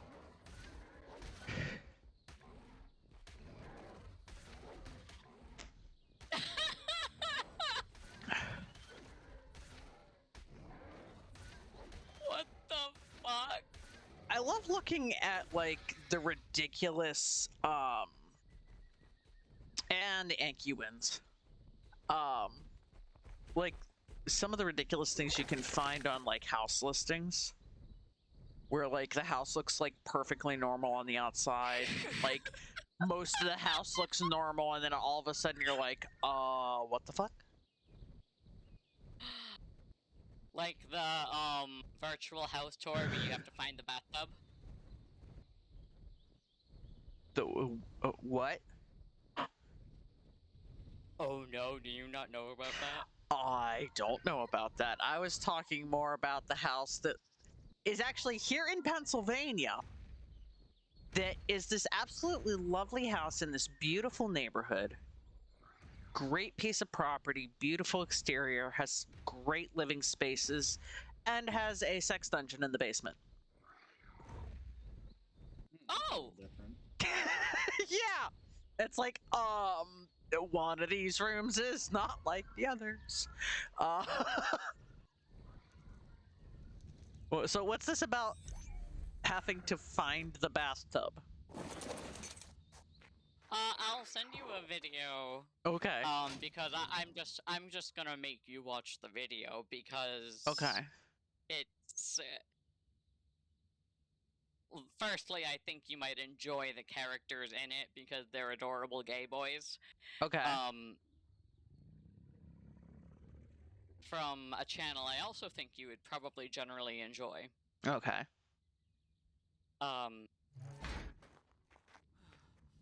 Any viewers, if you're familiar with Brew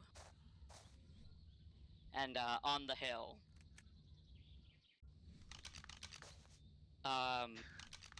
there's some funny shit and there's a really cute video where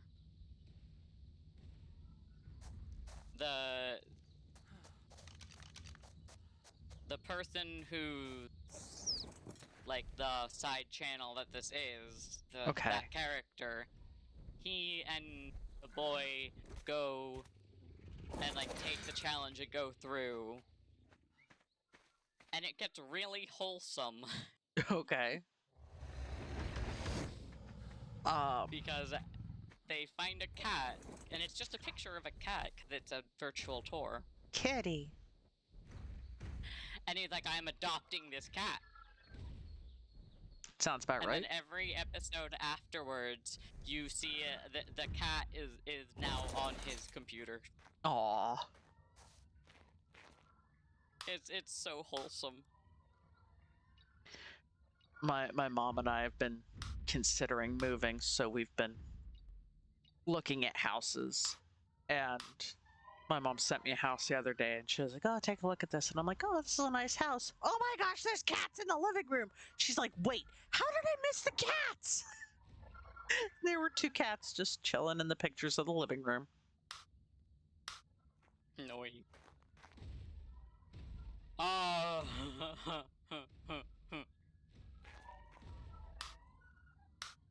This is the last one of these I'm gonna send, and then I'm just gonna... Oh, jeez. I didn't realize... Oh my gosh, how many things you've stuck in the Discord. Many. Oh my goodness. Go to them. Not while I'm on stream. I didn't say you had to watch them or look at them on stream, but also just like... I know, but me taking the time to look at them while streaming it's kind of like Oh no, there's only a couple I would recommend, like, now, like the top one. Oh no, I'm not even talking about like them being like able to be streamed or whatnot. It's just a case of it's like, oh no, I know. Doobie, don't start acting like Carl. Oh, Doobie's gotta step up. He's gotta be the next Carl. No. Please, no. I'm finally dealing with the loss. Don't make me go through it all again. You tell me this is loss? Fuck. I just lost the game. Fuck! I lost the game!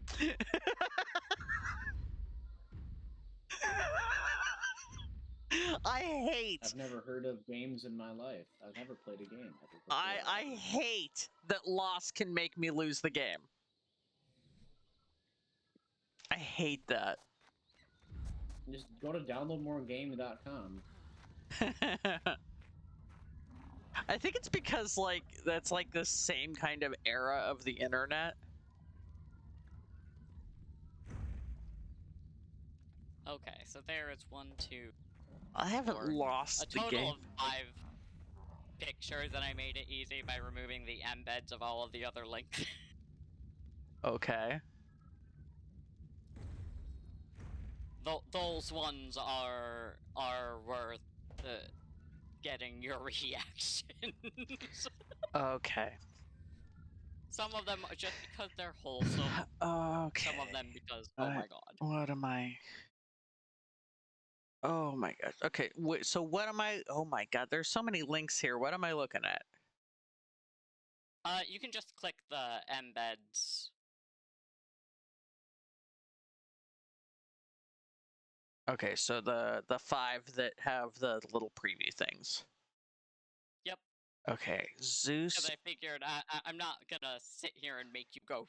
Okay, through all of them. Zeus paid. Okay, that happened.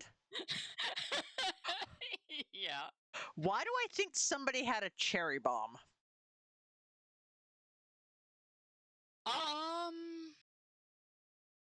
Because there's no destruction to the cabinet next to it at all whatsoever. Yeah, that had to have been a cherry bomb.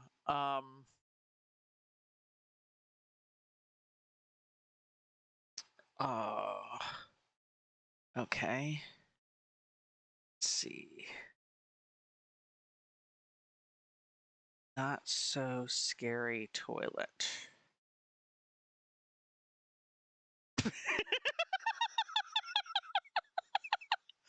The toilet seat is the entryway for the hen house. Okay. Yep. Okay, like I said, that one was that's cute. Actually kind of wholesome. that is actually surprisingly wholesome. Yep. The scavengers are ready for your business. Oh, I know the story behind this one. Really? Yes, this was at a zoo. There was a massive storm coming, and they were trying to get the animals into safe buildings, and because the bathrooms are solid block buildings without windows, they moved the birds in there to weather the storm. I actually know the story behind that one. Smart. Yeah, but I love that the one's just like chilling perched on the bowl. Oh yeah, it's freaking great. This one I gotta. Oh yeah, absolutely. Like this is share worthy. This one.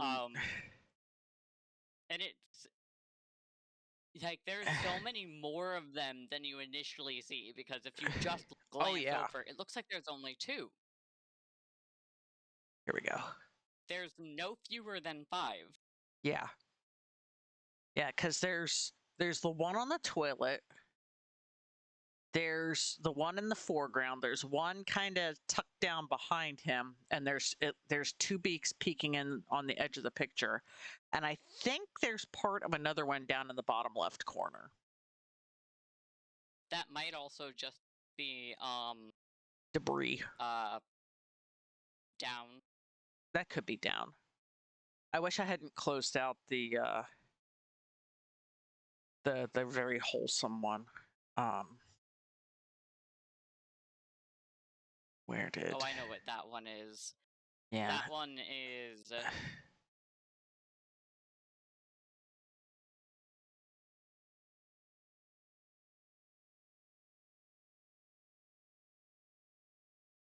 This one. Okay. Copy image address.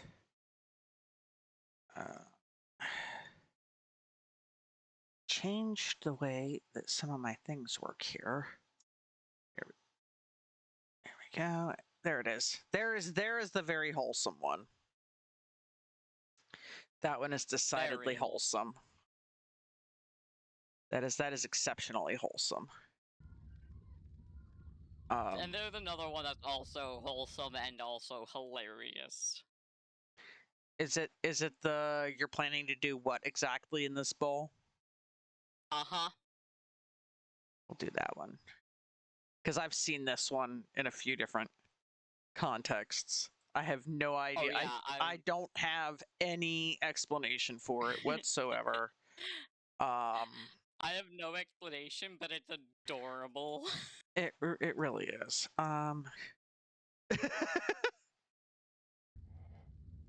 Just the look on that cat's face says it all. It's like, what? Oh. You're telling me a shrimp fried this rice? Doobie, how the hell did you get over there? How did you just walk through a wall? Carl's possessed her. Doobie has been possessed by the spirit of Carl. Nowhere is safe. What's funny is Doobie has been stuck under the one platform for like 2 days.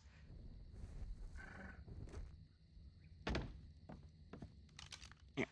And now she's searching for a missing husband. Yeah, get back over there, Doobie. Carl's not coming back. He went to the war and isn't coming back.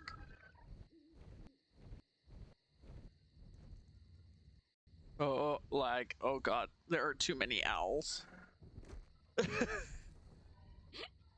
There are too many owls. I really should cut down on the number of owls now that I know that the owls aren't going to be used. More owls. 61. But yeah, It's green. The one just had a name that I couldn't not send.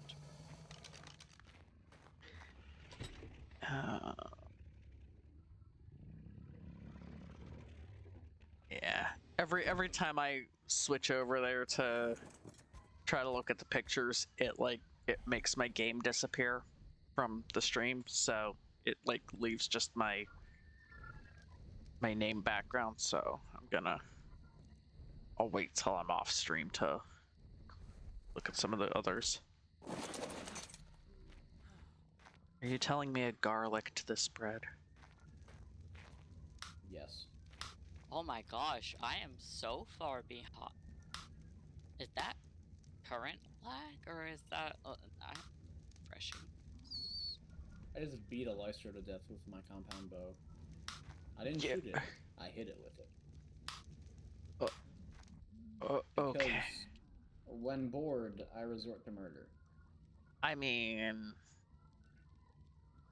in this group, who doesn't? It is a video game, after all. It is.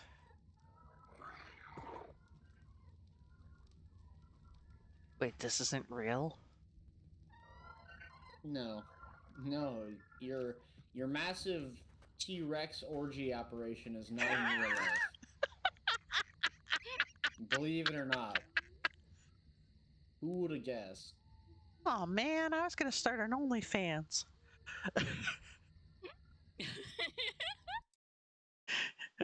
Tech I think Rex. as concerned as they would be, a few paleontologists would be very excited. They'd pay big bucks for it. Phrasing. I started it with as concerned as they'd be. They'd be like, holy fuck. You heard it here first, paleontologists. Tech Rex breeding OnlyFans coming soon to the internet.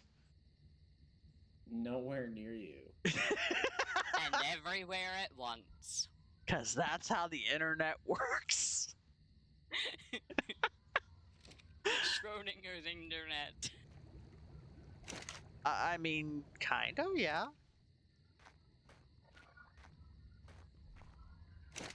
I eventually need to actually run this grinder. That's really funny because I just ran the grinder over. Well, I have. Didn't know y'all had grinder accounts. Actually, I do. God damn it! Let me make my joke. I do actually. I haven't used it in years. I haven't used it since I lived in Louisiana, and I think I only used it for like one night. Are you telling me I it got too intimidated?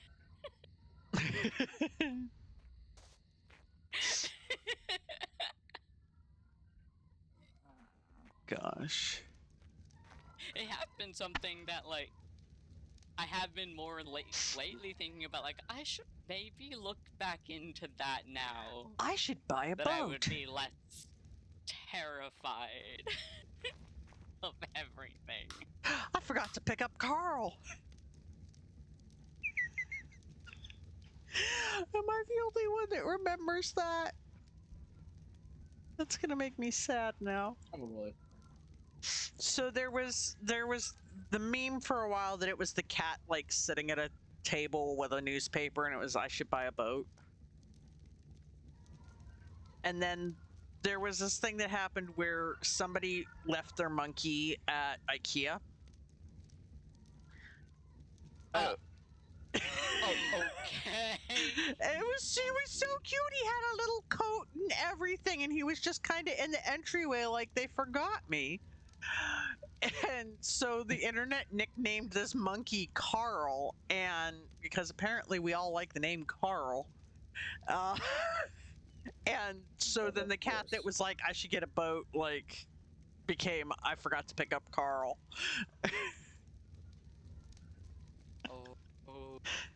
Oh my gosh, can I find, why do I insist on remembering things that need pictures? Carl the IKEA monkey. There we go. What? Images. There we go. Oh my gosh, I actually found one of the pictures that has the cat and Carl. Here we go. Here we go. This is going up on stream. Speaking of going on stream, I think your stream is insanely behind. Oh, I would not. Apparently, I just heard about Lost losing you the game now. Oh yeah, no, my stream is lagging like nobody's business.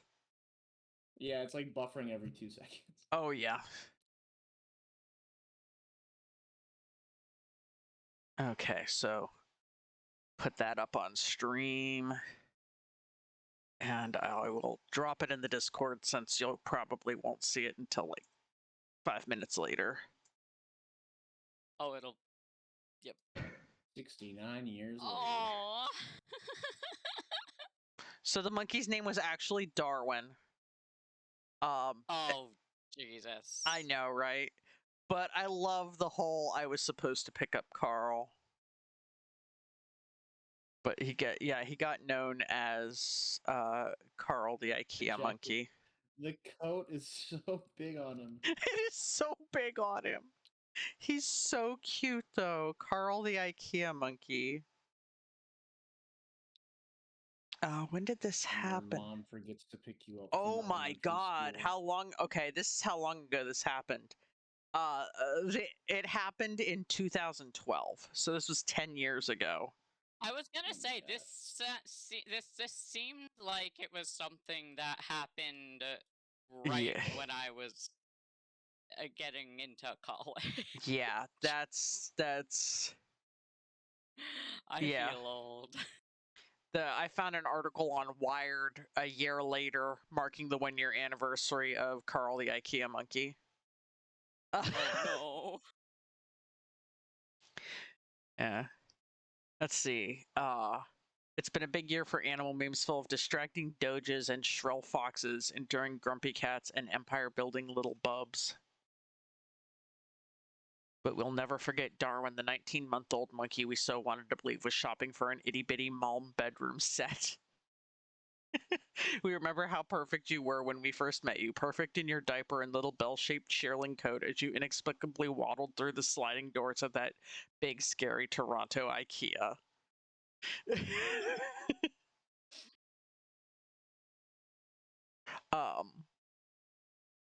Apparently, he was taken away from his owner and taken to a primate sanctuary.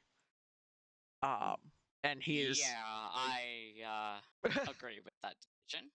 But and had a little bit of a hard time adjusting to being a monkey after being a pet, but he was okay. So, but yeah, just this tiny little monkey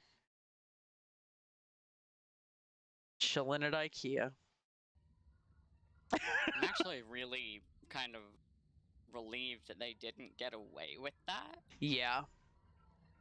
Yeah, so his name was actually Darwin, not Carl, but the internet was like, his name's Carl. And his human won the Darwin Award. Darwin. He was not awarded one Darwin. No.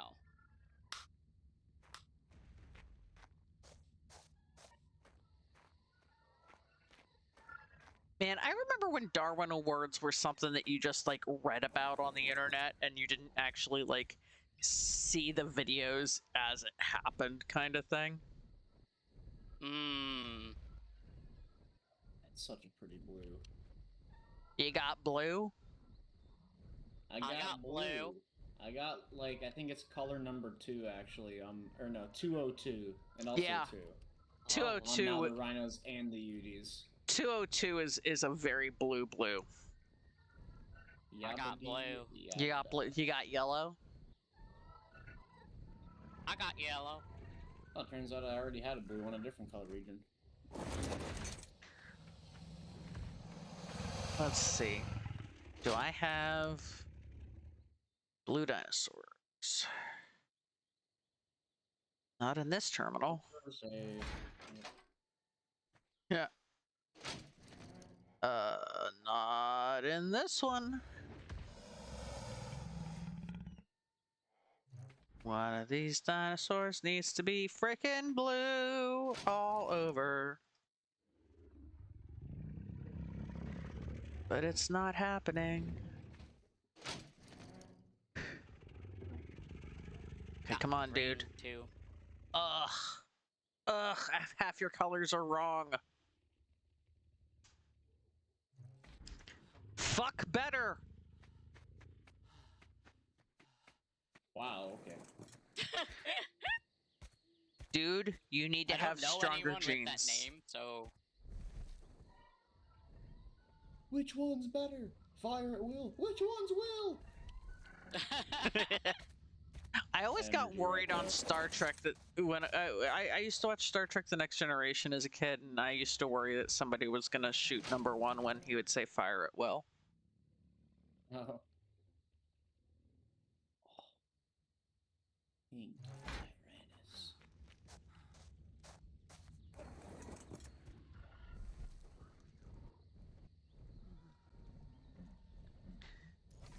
So I find the weirdest things to read online. Like, and I shouldn't even just say to read. I just find the weirdest things online. And it was this, I found this discussion that was talking about how Captain Kirk and Captain Picard have the opposite reputations of what they should have. Like, that like, Kirk has this reputation of being, you know, the womanizing ladies' man, you know, with the devil may care attitude, and that Picard has this whole reputation of being, you know, by the book and, you know, doing things right. And they're like, I think it has to do with the contrast of who their second in command is. Because you put anybody next to Spock and they're gonna look like they're just doing whatever because, like, Spock. And then you've got Riker. Like, but, like, in reality, like, Kirk was, like, a massive nerd. Yes. And Picard was like, let's do all the alien ladies and whatever we want. And it's like, Yup. wait, what? Huh? What? One of these men respects the Prime Directive more than the other. It's not the one that you think. It's like that picture of Snoop and Martha Stewart cooking together. Only one of the people in this picture is a convicted felon, and it's not the one you think.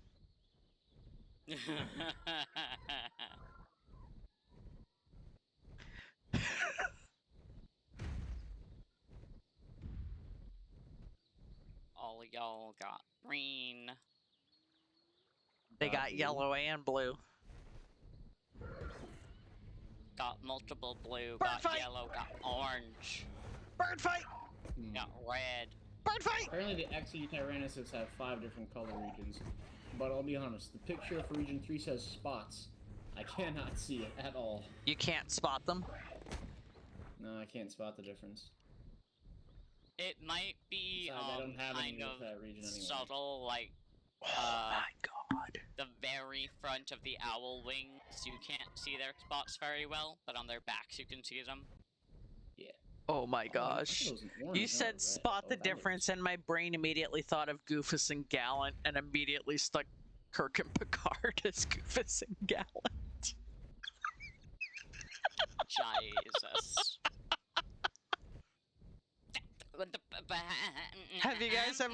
Have you ever seen the Goofus and Gallant parody that somebody did that was Deadpool and Captain America? Nope. I forget what the Captain. Looks like I forget what the Captain America panel was, but the Deadpool panel was Deadpool ties up vegans and force feeds them meatloaf. Oh my god.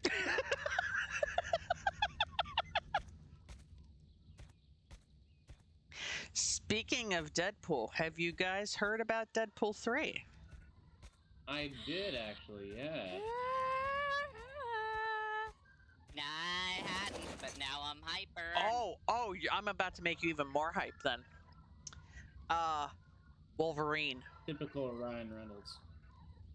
Well, Wolverine. Hugh Jackman. Well, not just Wolverine. Yeah, there you go. Hugh Jackman Wolverine.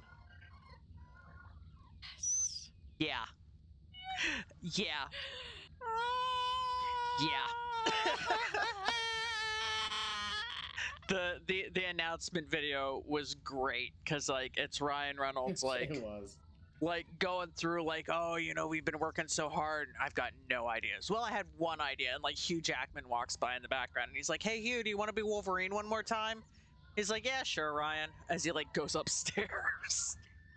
My god, I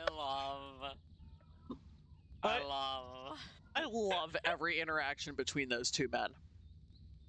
True. They are so wholesome and hilarious. Okay, I got one with mutation on the aforementioned Region 3. Can't see shit. Why does that? Why am I seeing a plus sign? Where? Plus.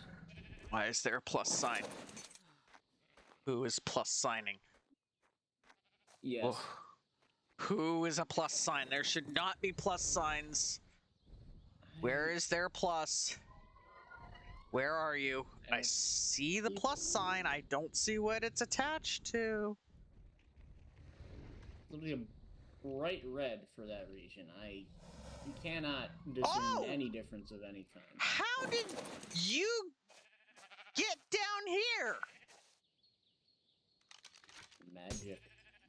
Apparently a Tech Rex egg teleported through the floor.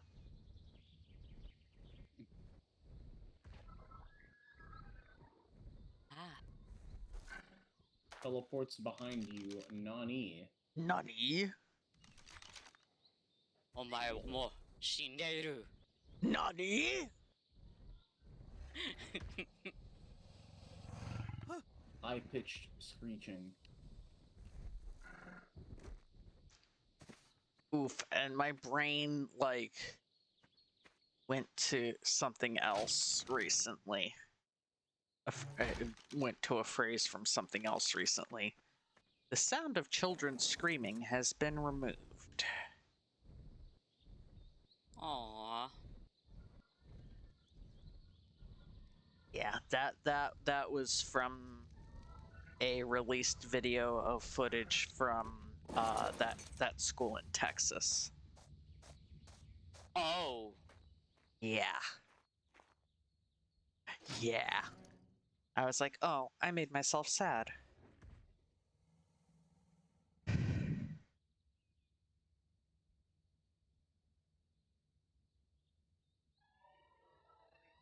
Oof. Yeah. That's not something you expect. I mean, at the same time, I do? Because I'm just... It's what I've... It is something so ingrained into our lives that at some point in junior high, we were having vivid, dissociative, like, daymares. Oof. I was in... Go ahead. It was... Apparently,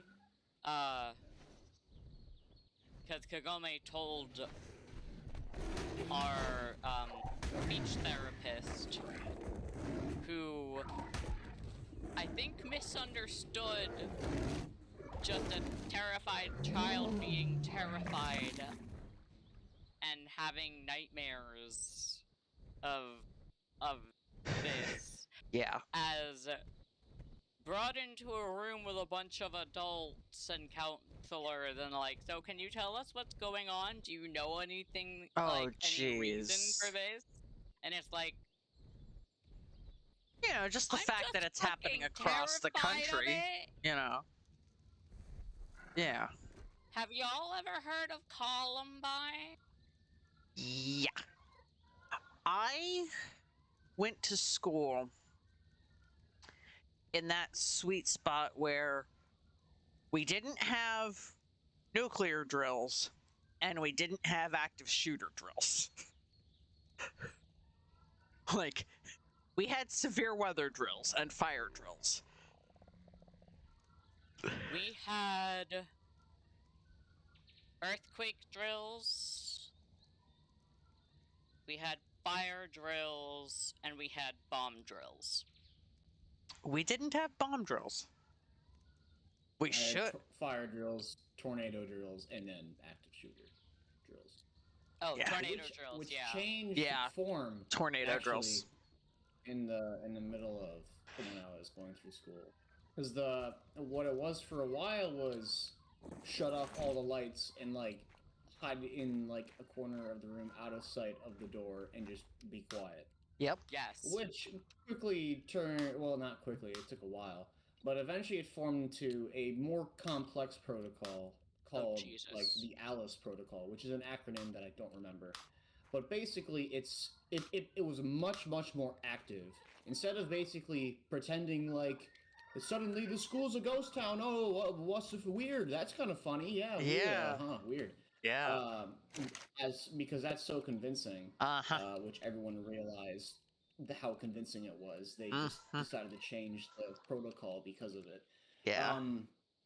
Basically, it's like somebody will like be on the intercom actively reporting like where the intruder is. And fun fact, this wasn't just like a drill that students did in school, but actually it was much more intense for the teachers. Because for teachers and staff, they had to come in at a separate time, and basically they had a mocked active shooter situation in which, like, the school liaison officer would walk around with, like, an airsoft gun. Oh, Jesus. Like that. The teachers had to do that, like, once a year. That's not scarring at all. As horrible as it is that's necessary, I think that should be done more, because... No, absolutely. and all the teachers kind of express the same sentiment, like, this is, like, really crazy that we have to do this, but, you're like, yeah, well, like, we're we shouldn't have to things. do this, but also, we have to do this. But it's more of a thing the new where it's reality. like, protocol, like, know where the shooter is at all times, barricade the doors, and because schools are weird, all the doors opened into the hallways, so basically, put tables and everything in front of the door, but, like, take a belt and, like, loop it around the door handle, and it's next to impossible to, like, open that way. Yeah. If the shooter's too close. If the shooter's on the other side of the school, evacuate. Like, leave, like, get out, like, leave through the windows if you're on the first floor, stuff like that. Leave the site and meet up. There was, like, a fire station next door to my school, specifically. Oh, that like, works. That was, like, the recollection point. So basically, it turned into a much more complex and situational-based thing, where it's either, like, barricade, do the hiding thing, like, from before, or just evacuate. Or even, like, fight back was part of that protocol. Like, if it comes to it, like, throw shit at their face, you know? Yeet your phone at their skull as fast as you can chuck it. Yep. Which is kind of what they, like, are saying in, like, I mean, I haven't really been drilled on this in college, but that's kind of what they say. Like, literally, like, fucking grab whatever shit you can, and, like chuck it at their face. Lay yourself out by the door. Do ready to literally ambush somebody if they walk in the door. Yeah, do what they're not going to expect. We've read, in pretty in depth, like, step-by-step walkthroughs of what have happened at various shootings, including Columbine and Sandy Hook. And, like, what actions did what, and the difference in, like, the mentalities and the motives. Yeah. Like, honestly, Sandy Hook scares me so much more. Yeah. So much more. When I was in middle school was when schools were really first starting to worry about active shooter situations. You know, Columbine happened. And I remember the first fire drill we had after that, I was terrified because you could tell that it wasn't a scheduled fire drill by the look in the teacher's eyes. They didn't expect it, and it was a short circuit in the system. So it wasn't a planned drill. It was just the fire alarms are going off. Yep. Accidental fire drill. We've had those happen too. It happens, but for Eliza. But with everybody being on edge about fire drills because of what had happened at Columbine, I remember thinking, "This is it," and I carry the shame of this to this day. I remember purposely walking in a way that I made sure that I was surrounded by other people. That's a smart thing to do, and that you aim to survive. But it's one of those things that it's like I'm ashamed of it to this day that I was thinking that way. It's like them, not me. Like, and then I found out partway through high school that, and this is something that I've heard from other schools as well. My school was by no means the picture of intelligence when it came to leadership while I was there. But I found out later on, later in high school, that they actually had a list of students that they thought were a risk to go Columbine. Whoa. Guess whose name was on that list? Seriously? Seriously. I was on. Fuck? a friend of mine had gone to the office to drop something off, and they got told to just sit it in on the principal's desk, and this list was sitting on the principal's desk, and they saw my name on it and they told me, and I was like, are you kidding me? I wasn't popular. I was not a popular kid. I had been dealing with depression since I was in 4th grade. Like, I was an outsider. I had, outsider with high intellect and depression. Like, oh, all the, picked on by everyone. All the warning signs that they're gonna do something crazy, and I'm like, that just so like that feels so like cynically like representative of just like the way that like schools and things like address like mental health concerns though. And, yeah, because like they're like something's up with this kid. Let's put them on like a watch list instead of let's try to find out what's up with them. When you add in like what happened with Kagome having those nightmares, and us being special ed. Oh yeah. And one of the most harassed students in the entire school. Oh yeah. So I can understand. In hindsight, that makes sense in a way that shows biases that should not exist. Exactly. Especially since those biases of it's like, oh, this is the profile, have all been disproven.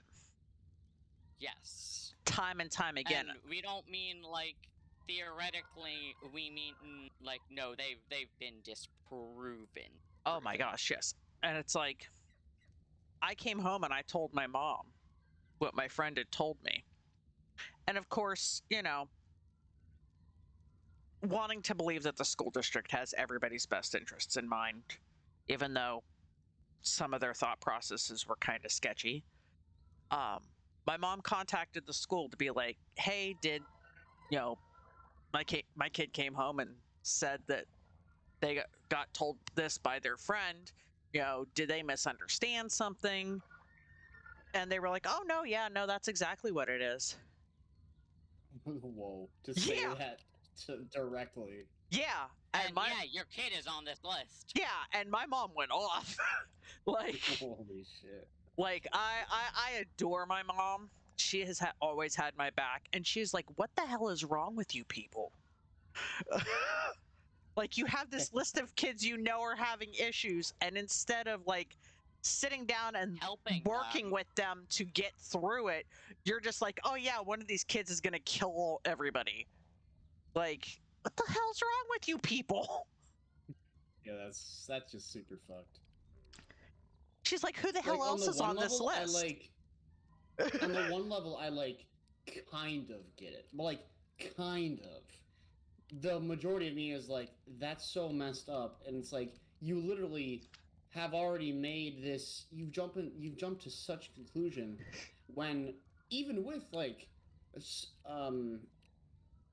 some like shooter situations that have occurred, in some violent crimes, people are like, oh, mental instability is partially to blame, but still nobody wants to fucking like actually focus on like treating like mental health and things like that.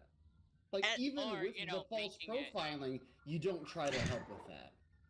Or making it like actually take steps to prevent people who are unstable or who don't need to access those kind of things. Yeah, I think that's also kind of what I'm trying to say. I'm not doing a great job. And the other thing is, no, you're fine. There's like, it's not uncommon. It wasn't uncommon at that time for schools to develop these kinds of lists, and there were seemingly like two ways that schools were dealing, quote unquote, with the situation. There was the way my school handled it, which was, these are the weirdos, let's keep an eye on them, which doesn't feel good for anybody.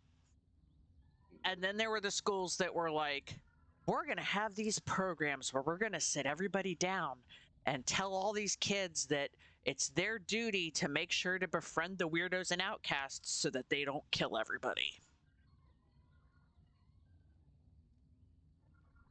Ain't that dystopian?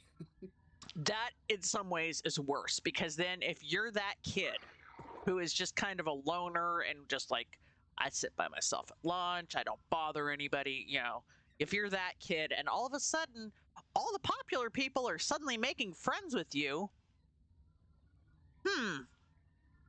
how's that gonna make you feel? Yeah. Like, it's like, suspicious AF. And like, they're paranoid.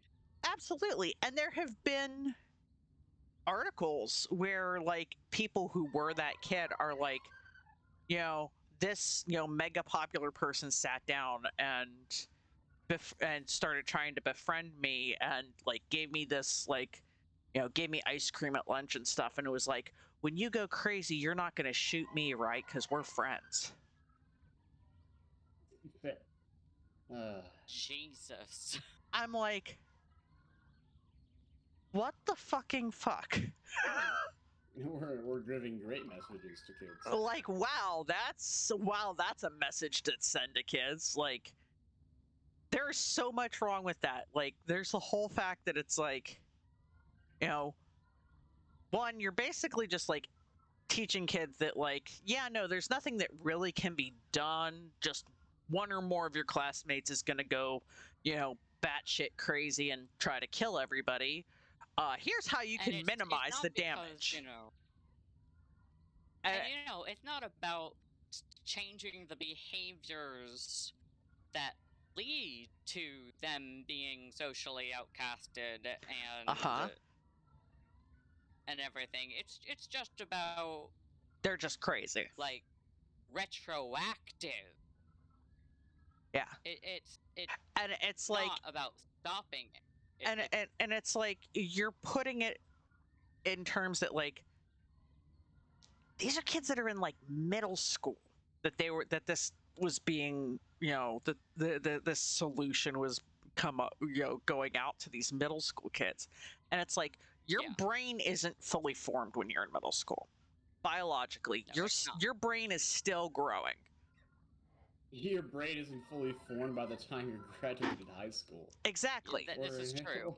Or like, most of the way, if not all the way through undergraduate college, if you go that route. You know, exactly. What is it? 20? They say like 25, I believe. So you're talking to people who about 23 for the average biological female and 26 to 27 for the average biological male. That sounds maybe right. I've heard it average to 25 before. Because well, that would be the average overall between the two groups. Yeah. Yep. So you're talking to individuals who are at least 10 years away from having fully functional brains. Like, they're going to hear you saying this, and it's like, if something happens, they're going to internalize that as, I got people killed because I didn't do this. You know? And then also further that same misconception that,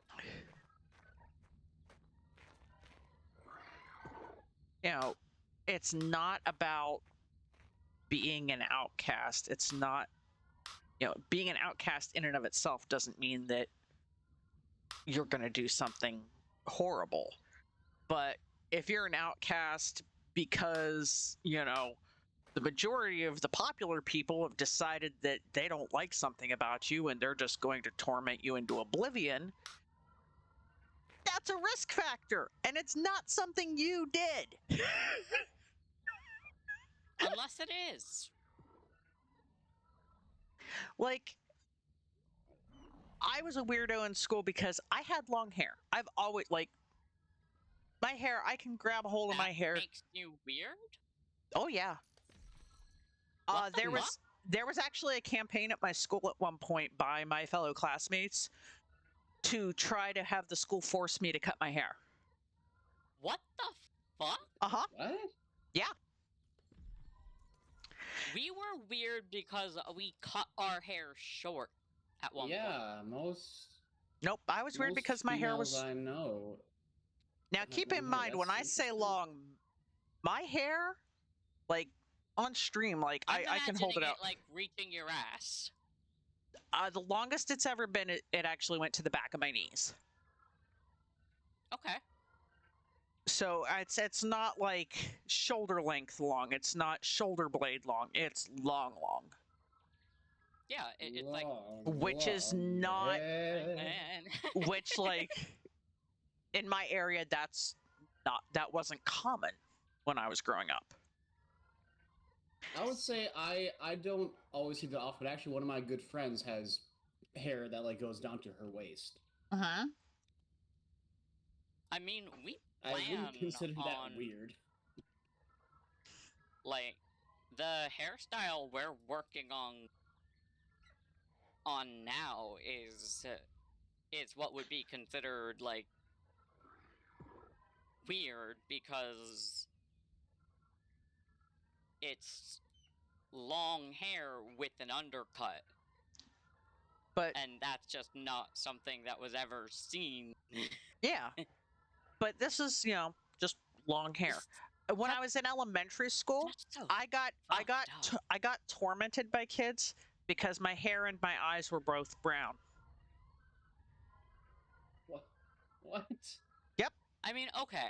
I understand the absolute fuckery that was making fun of and like targeting me because I became, well, I say me. Yeah. Kagome in 3rd grade, right? 3rd grade? Yes, in 3rd grade, right before shit got bad, actually. So right in the early part of the year, before we were forever traumatized. Like, best friended a black girl. The only one in the school, as far as any of us remember. To give an idea of just how white this particular neighborhood area was. Mm-hmm. And boy howdy, yeah, it's as racist as it sounds. And as homophobic as it sounds. Oh yeah. If I may ask, what area of the country is this? This was the east end of Long Island. There are very specific parts of Long Island that are the like shopping areas with the housing next to it, that's all of the really impoverished housing, and that's where like it's fucking fucked up. And oh yeah. It is stereotypical, and the stereotypes accurately fit this particular area. All the way down to the south fork of the island being filled with a bunch of rich-ass white bitches. Mm-hmm. And I mean like white trash bitches. Ooh. Like... Which, it was always really kind of fun. We would sometimes go drive down into the Hamptons and look at all of the amazing houses while also, like, taunting them by do you know... I don't know if how popular this is as a, or known this is as a, like, I am taunting you for being a rich person. But essentially, like, wagging your pinky finger at them. Not something in my area, but I can understand it. Yeah, it's like, hi, hoity-toity bitches. It's like so fancy. Mm-hmm.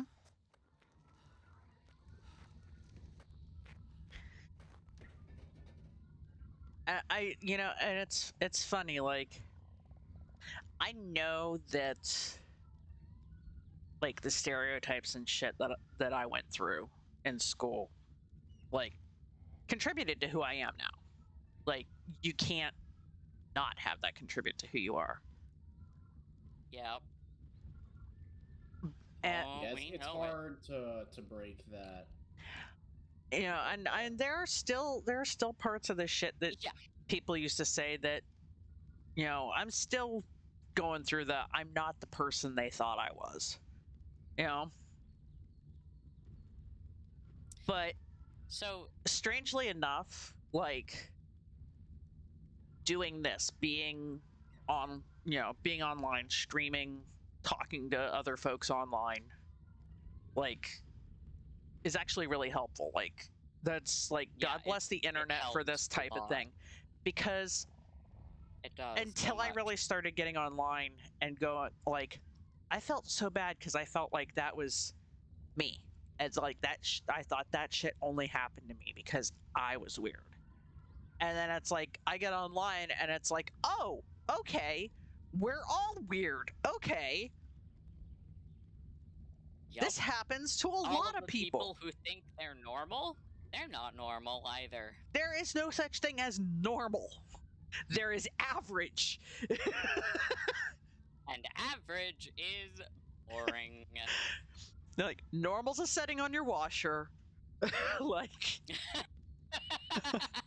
like, no one is normal. There's average and expected. Like, normal is not a thing. And finding out that it's like talking to people from across the country and across the world even, and finding out it's like, oh yeah, guess what? Teenagers are shitty. Just universally, teenagers are assholes. Yeah. I remember very clearly our first, and our only in high school, like, our acting teacher, who was an old man we adored, and was one of the good ones. Like, he went out of his way to get to know us, and was very dedicated to pardon me, to his role as an instructor of theater and of high schoolers, and made it clear these are the worst 4 years of your life. Yep. But after that, it's so much better. Yeah, it can get better. They're the worst. Like, I guarantee when you look back, these will be the worst 4 years of your life. High school is a time where you are the most confused and impressionable, while everyone expects you to start figuring everything out. Oh yeah. Or maybe they don't, but it sure feels like it. Yeah. Yeah. Well, I mean, you get the whole pressure not like of. They start asking in preschool, what do you want to be when you grow up? Exactly. Yeah. Well, that's like a fun whatever thing, entertaining a kid's mind, at least in my eyes. But then it's like you get on that, and it's like, all right, it's high school, time to at least where I'm at, like, college is very much like pushed universally, which is a separate issue. But, yeah. And you need to know exactly what kind of major you're going for, what is your academic plan, and you need to know all this before you're even applying. Yeah, before you're even applying. Or you can go in like undecided, but then it's like, oh well, now you're really pressuring. Now it's super pressure time. Like, one of the things that I've seen happen most often, and I think might have even been, like, you know how sometimes there are just unspoken shared strategies? Of, like, everyone does a thing the same way for the same reason, but it's not intentionally coordinated? Yeah. Yeah. going with a major and like saying, yeah, this is what I want to do, and as soon as you're getting there, like after the first semester, changing. Yeah. Well, specifically changing to like general or undecided. There is such a stigma in the academic community against undecided majors. Yeah. Like, I know that the college I went to, if you were undecided, rather than that giving you the ability to have access to a variety of courses, it actually limited your access to courses. Oh yeah, that's I'm fairly certain that that's often the case. Which, like I know with one of the things that has like, sorry. No, go ahead. It is crushed us that we cannot take certain music courses that we want to take because we have a passion for music, because we are not music majors. And it is specifically that is a specific requirement for the class. Yep. That you have to be a major and plan on a career in music. And it's like, but what if you just really love music and want to learn? Too bad, so sad. And it's like, this is why we don't really know sight reading very well. It's why we don't know theory very well. But we know. Like, we know a lot of knowledge. We just, we don't have many of the terms to put, or like, words or expressions to translate them into or convey them. Yeah. It baffles me. So it's stupid because the whole point is this is something people are passionate about, and honestly, who's going to go taking a music theory class unless they're interested in music theory? Oh, yeah. It's not an easy A sounding class. And it's not like you expect you're gonna sit there, listen to music, and then write about how it made you feel. Yeah, it's academia is far too compartmentalized, I think. It is. And it's always department versus department. You know, an example from when I was in college, I was taking a physics class. It was physics of light and color. It was for a gen ed requirement. It was a physics class that, you know, the art, music, and English majors were encouraged to take because it was the easy physics class. And the professor hated that it was categorized that way constantly by the other departments. Physics of light and color being easy? That's bullshit. Yeah, that doesn't sound quite right. Oh, yeah. I mean, it was a 100 level course, so it wasn't, you know, ridiculous by any means, but it wasn't just take red and blue and you get purple. Like, it wasn't like that. And he hated that that was like the way that the course was presented to students. And then they were like, oh no, it's actual science. Like, yeah, it's actual, like, so yeah. You know how they teach you the 3 primary colors are red, blue, and yellow, right? Well, guess what? That's wrong. Yeah. That's not how it works. They go and they're like, so you got blue, right? Yeah. Yeah. Like, no, you don't got blue. You got cyan. I can't even tell you how many days it took for people to get the concept that magenta isn't a color. Oh my god. Magenta is an impossible color. Yes. Like, these are things like, so I mean, that part was bad enough that like this course was like presented by these other departments as being, oh yeah, this is just, yeah, take it. It's not real science. You'll be fine. On top of that, So I was an English major, and I had to go to my physics professor one day and go, hey, about 20 minutes into your class, I have to leave for a department meeting that is mandatory. That our department head said if you don't show up, there's going to be consequences for you as far as your academic career. You could get tossed from your major. Now, what really, the fuck? yeah. Now, really, I found, you find out later that, yeah, really, they can't do that. But the professor's like, they can't pull you out of my class. I'm like, I can't afford to get thrown out of my department. And they're like, this professor was like, you tell the head of your department exactly this. Like, I'll let you go and I won't count it as an absence because you have no control over this. But I want you to tell your department head exactly this. And let me tell you, it was not a polite message.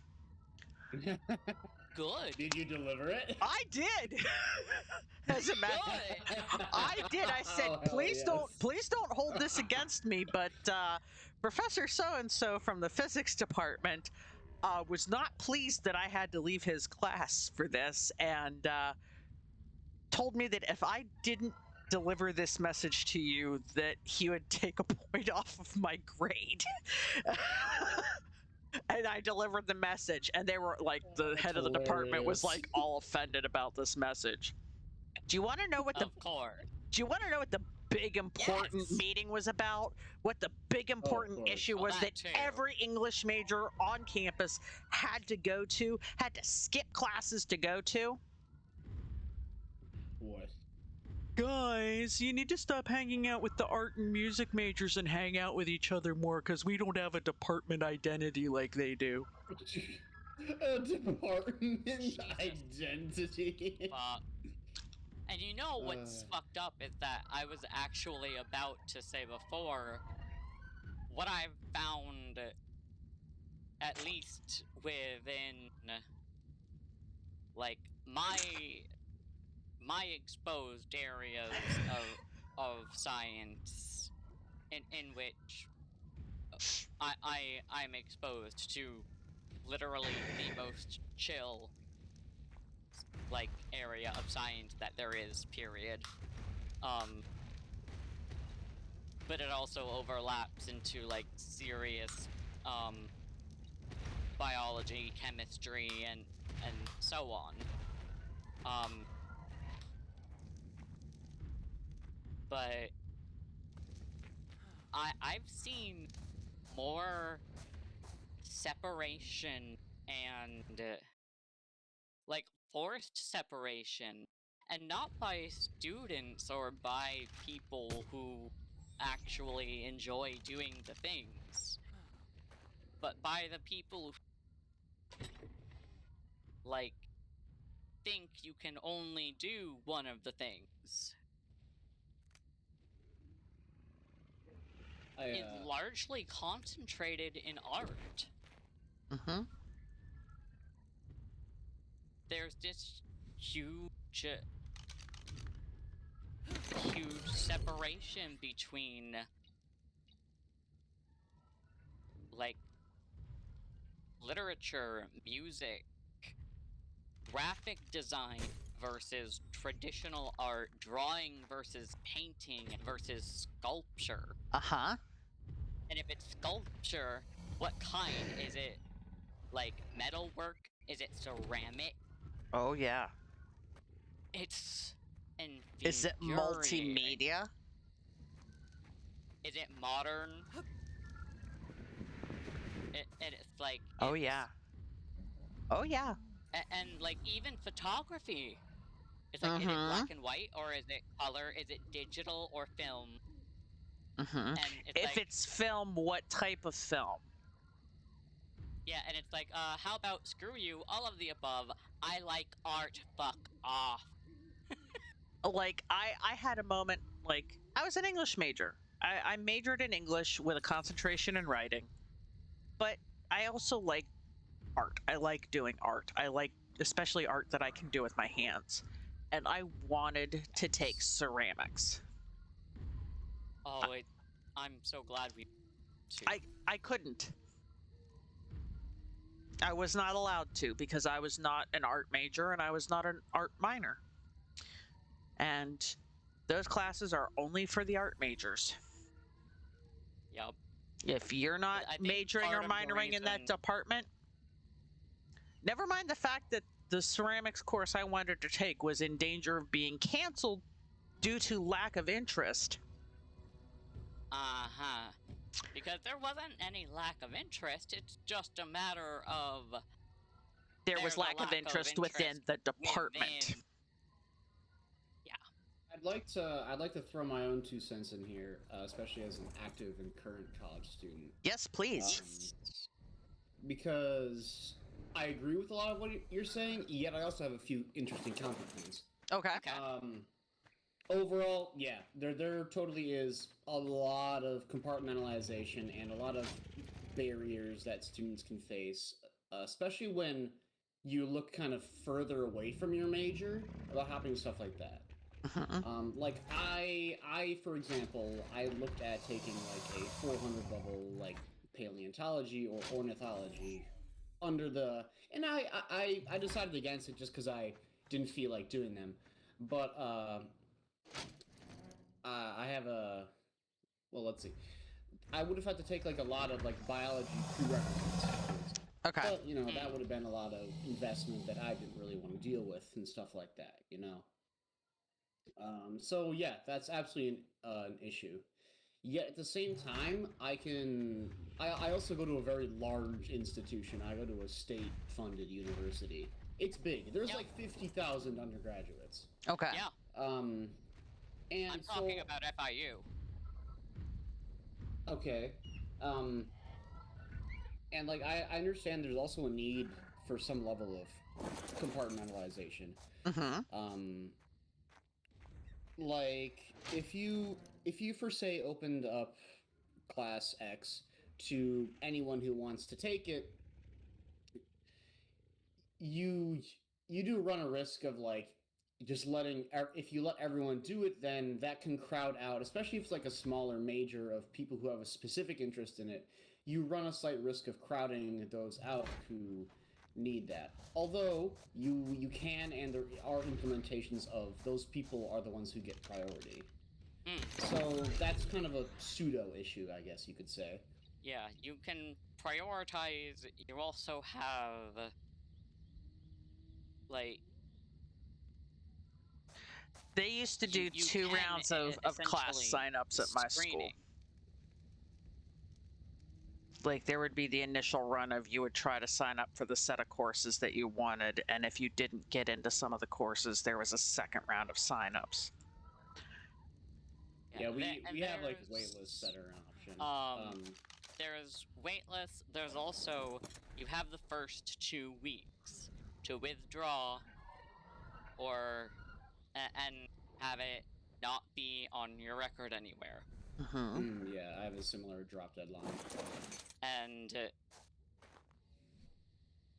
in that same avenue, you could essentially say, like, a professor sees someone is not in a class that is meant to be more seriously taken and is not taking it seriously, but because they think it's going to be easy, drop them.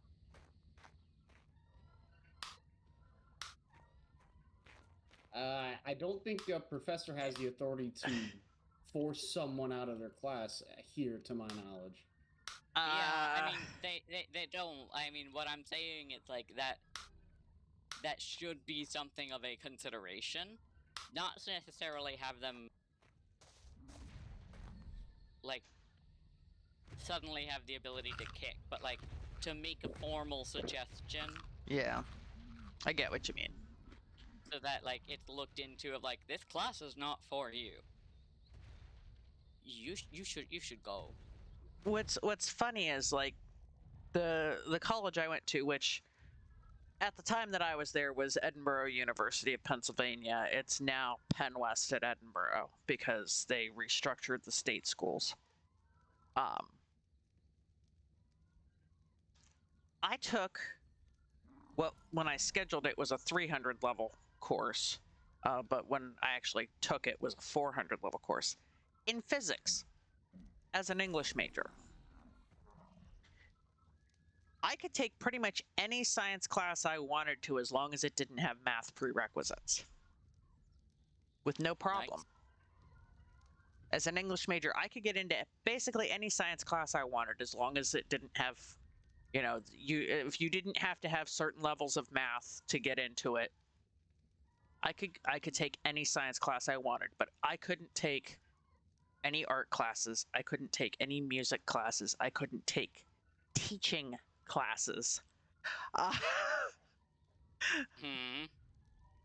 I could take science classes. And that's exactly the same thing that I've seen kind of happen, and essentially the same in the opposite of what I've seen happen, because I was previously a psychology major. And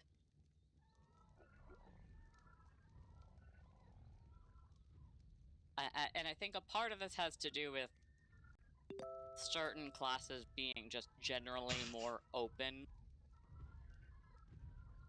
But, like, I got an invitation to a photography class because I met the professor on the bus. And we had a theater class as well as a choir. Now, the choir kind of pissed us off because we did a holiday, and like specifically like a Christmas like setup, and when we were deciding songs, one of the ones that we specifically suggested, or rather requested, was My Grown-Up Christmas List. Okay. And we'd expressed to the professor, like, just how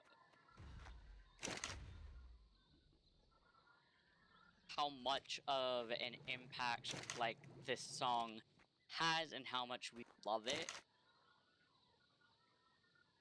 And the way that she had done it, she had decided that the first couple of bars were going to be a solo.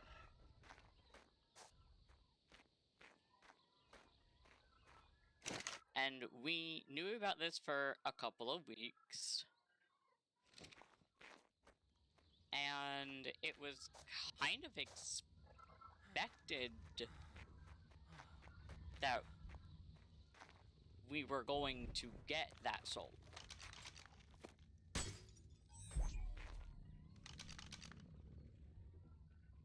One of the tenors was just casually reading the lyrics. And I don't mean singing, just reading them. And she decided that's it, that's what we're gonna do. Like, you're gonna read these lyrics as the opening to the song.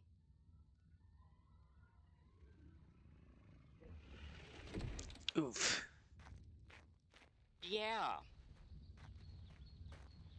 And after so much interference in chorus in high school, and I say interference because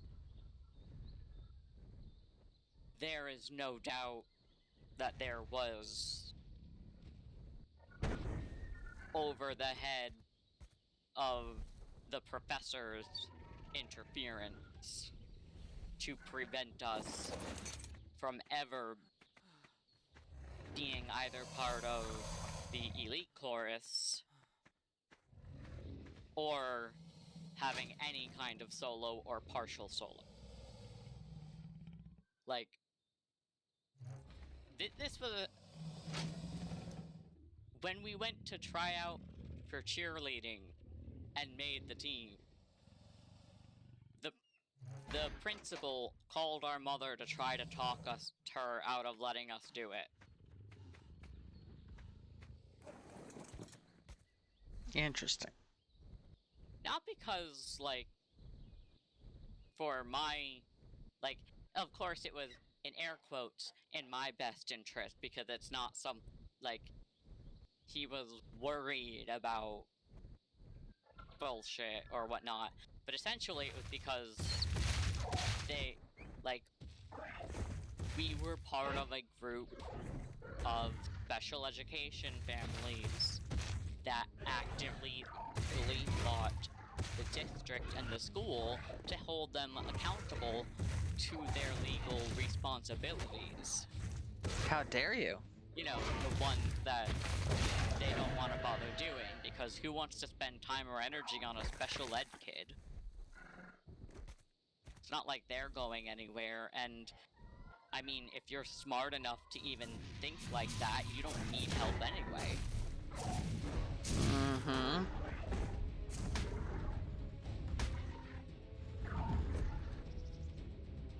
But yeah, that was just like...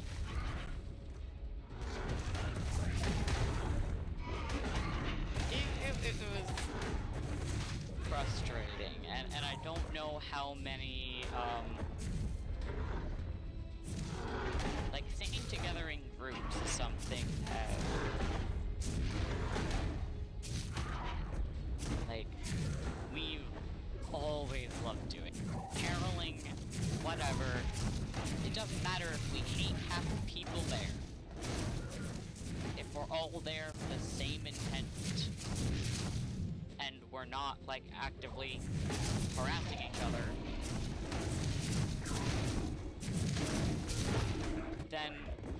then it's a good time.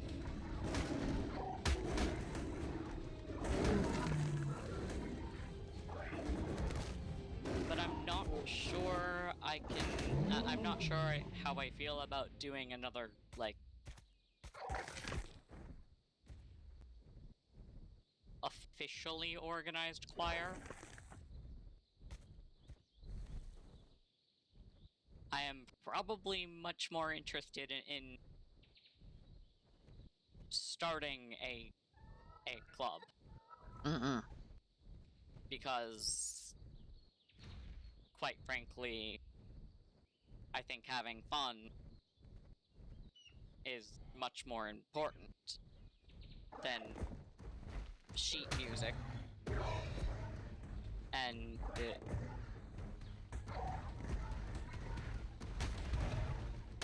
I think a part of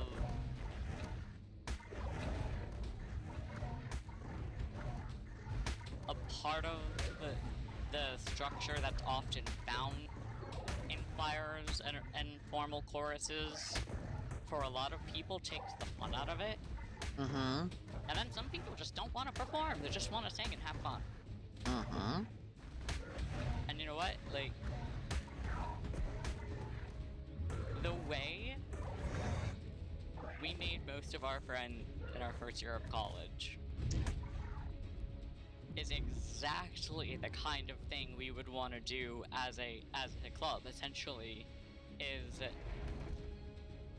singing along to Broadway dramatically and dragging people in to join us. Where we would have Avenue Q blasting from the stereo, and people would stop and start picking characters to take roles on. And that was literally how we made several of our friends, was just by them going, Avenue Q! and joining The in. internet is really, really great. Really great. 4-4. Trekkie.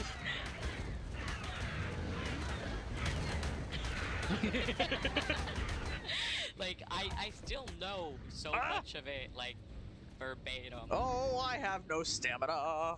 Oh, this is bad. And I think the funniest, the actual funniest, Oh, please stop. was our friend Kenji, who is part of, like, also another DID system.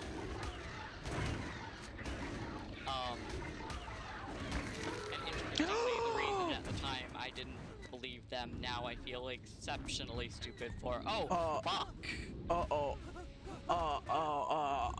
Yeah, I'm not having a good time right now.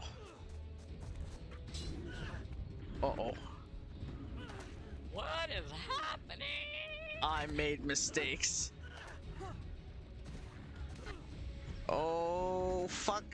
Oh, there goes my hat. Oh, no. Oh, no. What is murderizing you?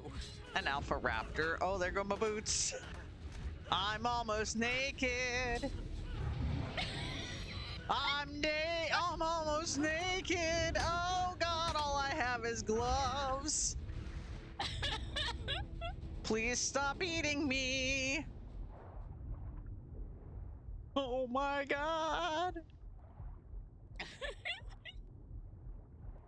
My owl ran out of stamina. Okay, so these can work together.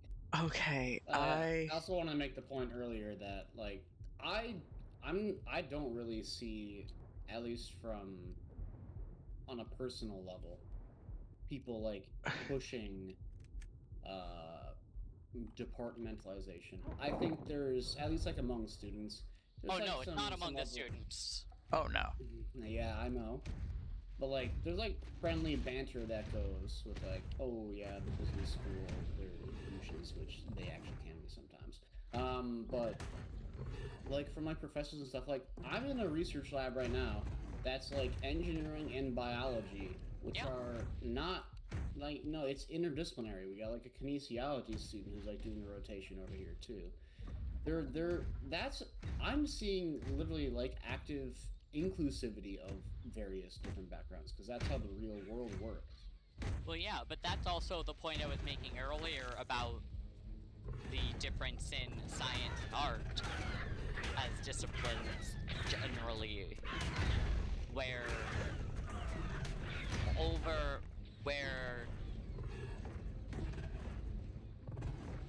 like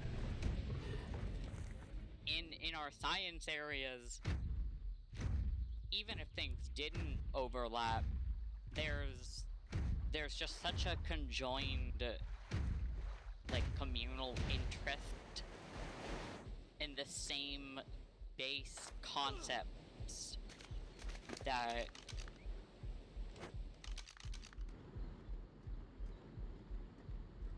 there's not the same kind of antagonistic competition or like forced isolation.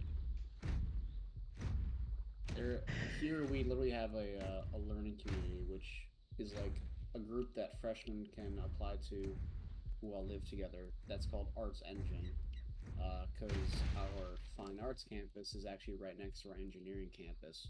So you can they're the entire group that's like dedicated to exploring the beauties and connectivities of science and art.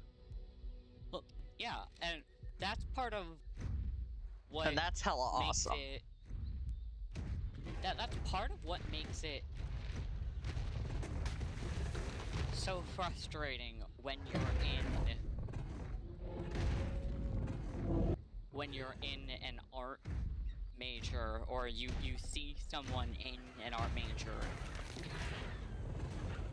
where more or less, unless you're specifically in like fine art arts tends to be the most popular to drift over into science. Mm-hmm. But mixing art and science happens a lot. Mixing within art is where it gets hostile and crazy. It's like everything else knows how to mix together, and it's just it's just all of these like hyper specializations that all tend to have this. I feel like they all have this concept of we're so hyper specialized that we need to stand out amongst all of the other specializations in order to be worth being.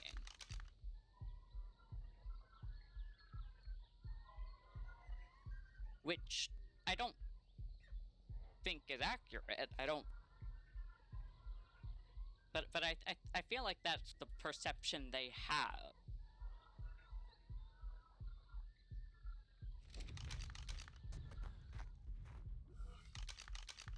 I can't quite attest to that just because I'm not in the field, nor do I have a non-academic interest in the field.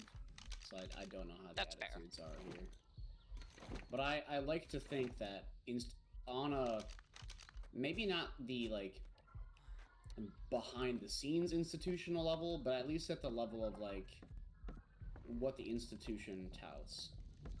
And everything below that, such as the actual sentiments of professors and staff, is one of inclusivity and diversity in both, like, what you would first think of in, like, personal backgrounds of students and people. Yeah. But also in terms of, like, academic interests and things like that. I tend so to that's the narrative I'm seeing pushed more than something more antagonistic. And I think that's also there's a positive trend, and a part of that is we're also starting to get younger generations of professors in. Yeah.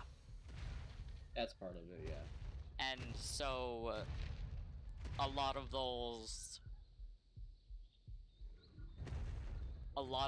barriers are coming down. Either coming down or being acknowledged as, yeah, this is stupid, but it's how the school wants us to do things, or how the department head or like committee thinks we need to do it, but it's stupid, you're right. Kind of like that's generally the attitude of the professors that I've dealt with. I don't think I've had to deal with or heard in like second person of any real like extremist professors. It's usually like department committee head and upwards that gets really like stupid, essentially. Yeah. Mm-hmm. Yeah, that you always have that, and a lot more than just academia. You have people who, you know, operate in a general sense above those that they have most direct influence on in their decisions. And naturally, there's always some level of just being out of touch that never ends well.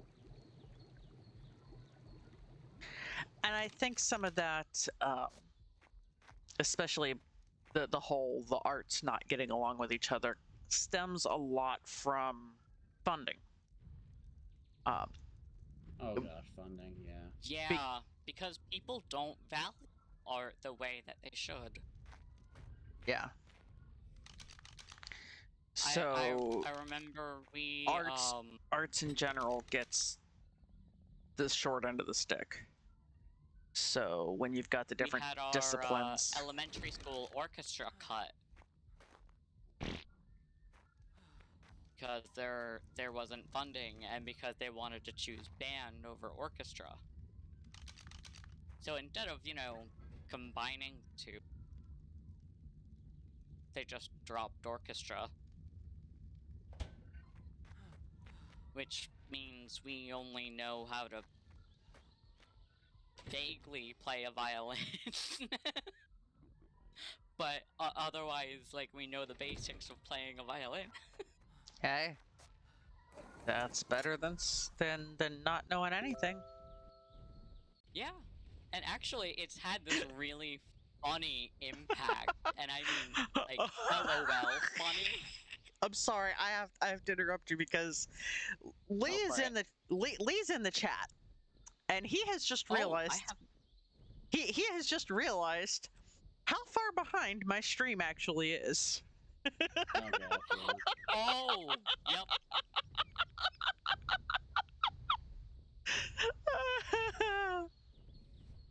Oh yeah, I'm seeing his comment. That was so long ago. Oh, that conversation was so long ago. Oh no, oh Lee. Oh. Dude, He doesn't. Your internet or something is just turbo fucked today. Yeah. Oh yeah. No, my up Like, is it's not horrible. even like lagging and then skipping forward. It's like every time it lags, it just gets further and further behind. Oh yeah. My speed on my stream has been running in the red the entire time.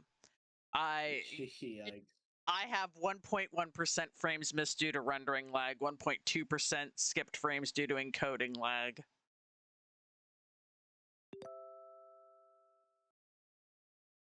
Do the thing. Joins us. Like, he'll come in and, like, we're, like, 10 minutes ahead in the conversation. Oh, it's more than that, for sure. Oh yeah, I think we're about, like, 45 at this point. So Are you serious? It's that far behind? It's super. The last time I had checked, it was at least about 20. So. Let's see. Wait. Let me see what we're talking about right now. Actually, yeah. Oh yeah. Where is the stream right now? Oh my god, this is so bad. I gotta wait for more lag. Hold on. Oh god. By the way, my stream is showing it. Okay, so we're not as far as we my current bitrate is bouncing back and forth between 1200 kbs and 1800 kbs. Like, I paged through, it says it's at like 1080p, which is the source, but I actually paged through the quality, and I'll be honest, it seems more on par with the 480 setting. I would not be surprised. It's probably pixelated all hell. Yeah. Oh yeah, it is. I switched to auto. It is on auto. I believe. Yeah. I don't know. Oh yeah, auto just went to 360. Oh god. Oh my god. And it's still buffering. Lord. Oh lord. Oh no.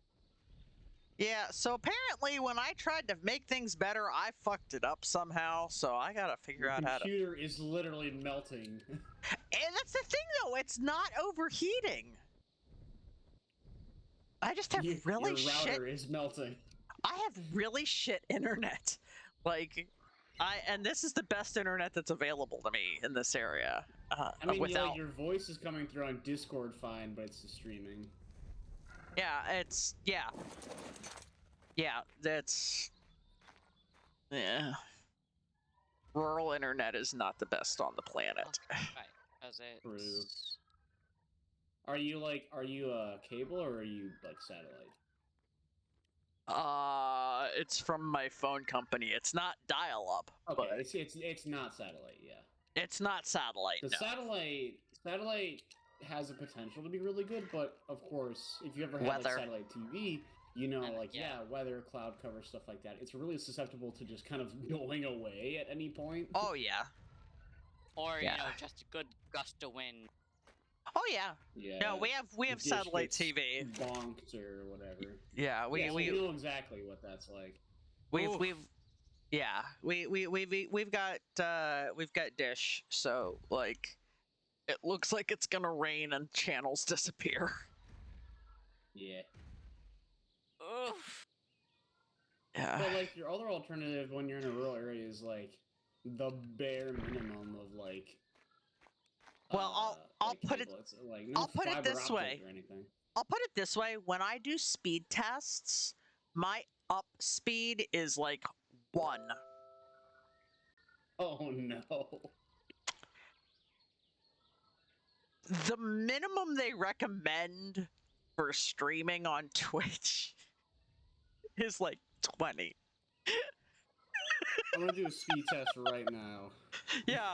Yeah, like. What happened? What do I got?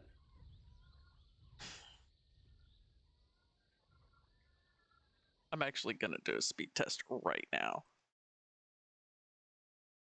Yeah, why not? Let's see. At like 93. All right. We're not using any resources at all. Why is it sending my signal to Maryland? What? Apparently mine's going to Chicago, which is not right. Okay, my down and my up are both like 93. Are you like using just like the official speed test thing? I'm using speedtest.net right now. I'm on speedtest.net. Yeah. Are you using the like downloaded thing? No, this is the website speedtest.net. Yeah, they have a thing that you can run without whatchamacallit, going to the website. You can it's basically just a little app. Okay, so I love that I have the option to wait, hold on. Well, one quick thing is, I love how it has the option to change server. Server's close to you, Chicago, Illinois, and then for some reason that is listed above the actual town I'm in, which is in a completely different state, mind you. That's what. Let's go with the actual server that I'm on. Let's not use the random one in Maryland.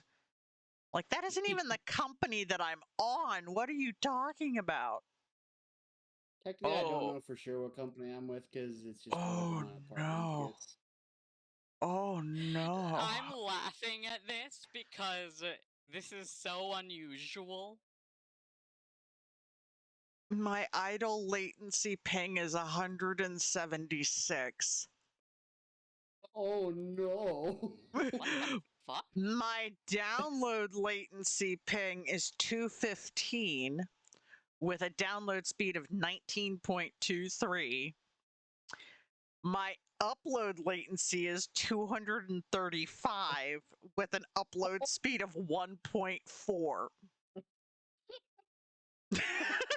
Oh no. Oh, also, yes, no. Store, what the hell? Your download is fantabulous, but then the upload. What? My up is like non-existent. No, look at the Discord. What? How? What? It makes no sense. Okay, Storm, what on earth? That makes zero sense. Something is wrong. Obviously not right. There's no way that's right. There's 349.64. I don't think that's what?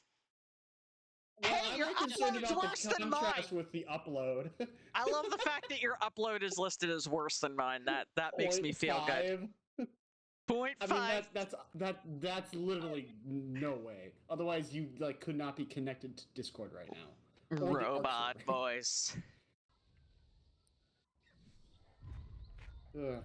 Oh my goodness. So weird. Yeah. So now everybody who's watching knows that I have like horrible internet, and yet somehow I still stream.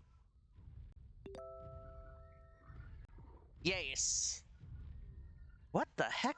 Oh, that was just a poop landing. Okay. I'm actually kind of surprised that my down and up are like literally identical to each other, because usually the up's like a lot lower. Like in my internet back home, and not where I live currently, is like wait, are you like saying a quarter you have of the up. 93 megabytes download? Jesus. You have 93 up and down. I mean, yes. That's what it just told me. Hate. So, mine is supposed to be 1 gigabyte up, or down, sorry. Because download is the higher one. So yeah, 1 gig down. Usually averages at about 700 to 900. And 40 megabytes upload. My upload latency is like all over the fucking place, like 150. Okay. And 13 for a ping for me is kind of high. So yeah, so now you guys understand why I have trouble sometimes. Yeah, I mean, I don't have my own plan. I just my apartment provides internet, which is really yeah, nice.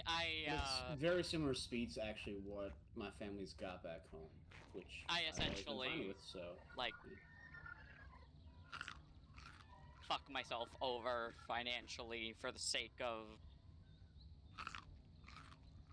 actually having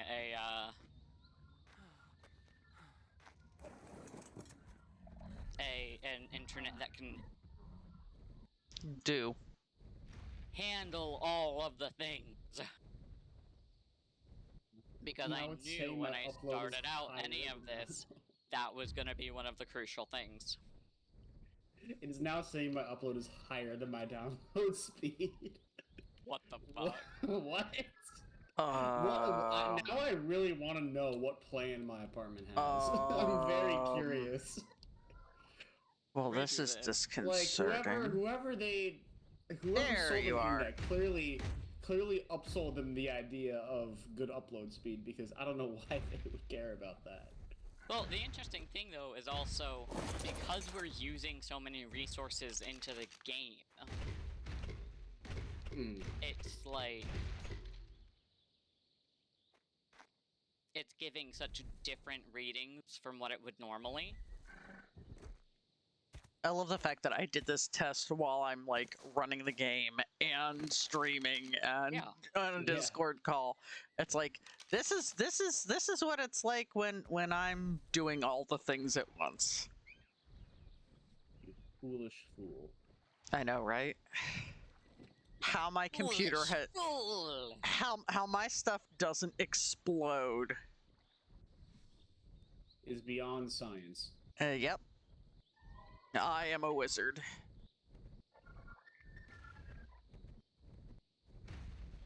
Now, if only my magic was I mean, considering like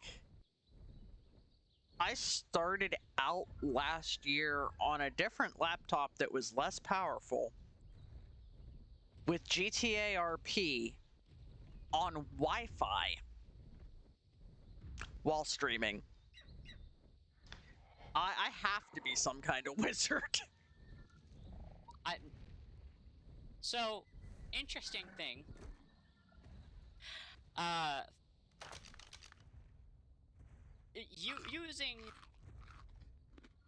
Using magic and whatnot tend to make modern technology not work so well. Depending on your affinities. True. Very true. But especially in the world of Dresden. Oh, yeah, no. Yeah, oh god, Harry should not touch computers. Here's the thing. Oh, yeah.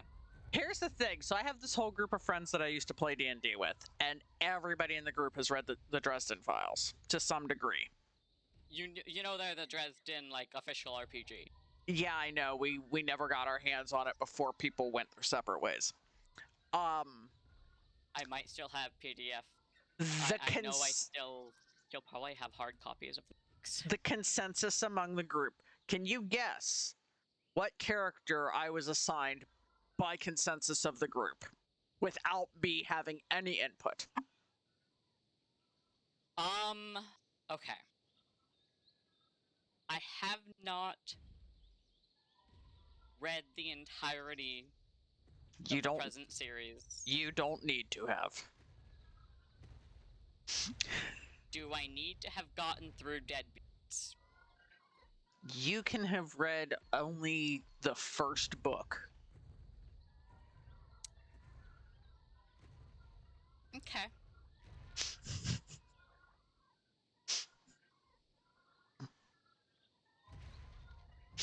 I will tell you, I am conflicted by the character that everybody's like, yep, nope, that's Jen. Go on, guess. I mean, I kind of see a combination.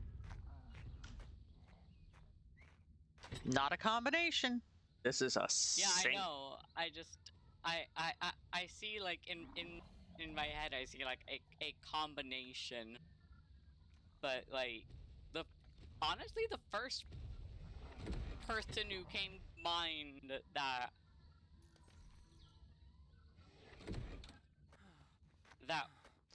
was Karen. No. And then the combination. Oh, you know what? What? That's okay. Someone else made a guess of Bob. No.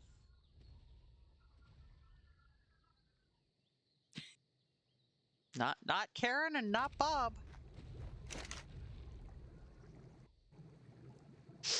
Oh. So I wonder if that means they would have chosen the same thing I would have and made you Harry. Yep.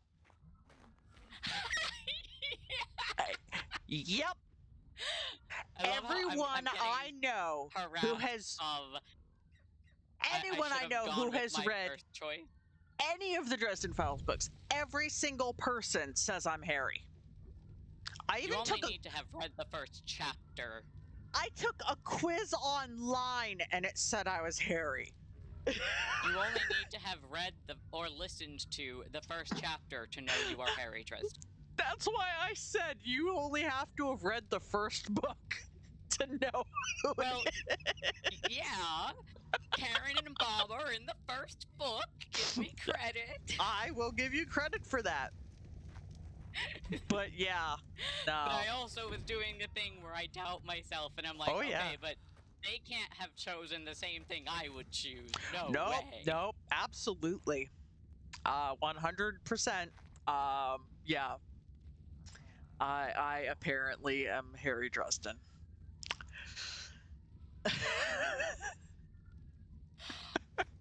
Okay. Now I'm getting funny. Also, it's funny that you mentioned Deadbeat because of the ones I've read, Deadbeat is my favorite. I've heard good things and I'm excited to read it. Evidently, the random insertion of Bob was not actually a suggestion. Oh. It was effectively Kagome calling out a tab. I was like, no, you're Bob.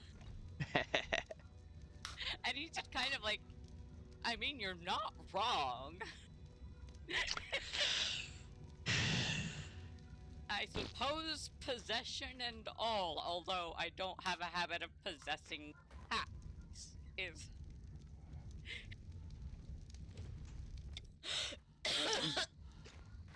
Yeah. So yeah, you can understand why I'm conflicted by this fact, because like, I mean, you could do worse than being Harry. You could probably do better than being Harry too.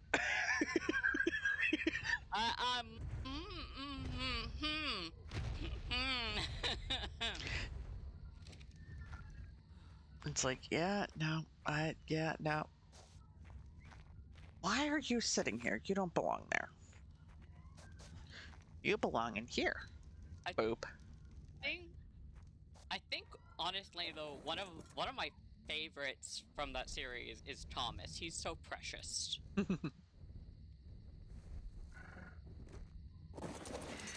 That world is so beautifully complex. I love it.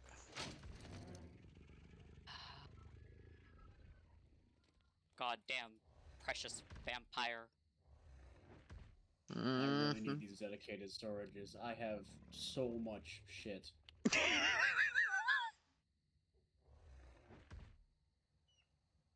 These gachas have paid in dividends way too much.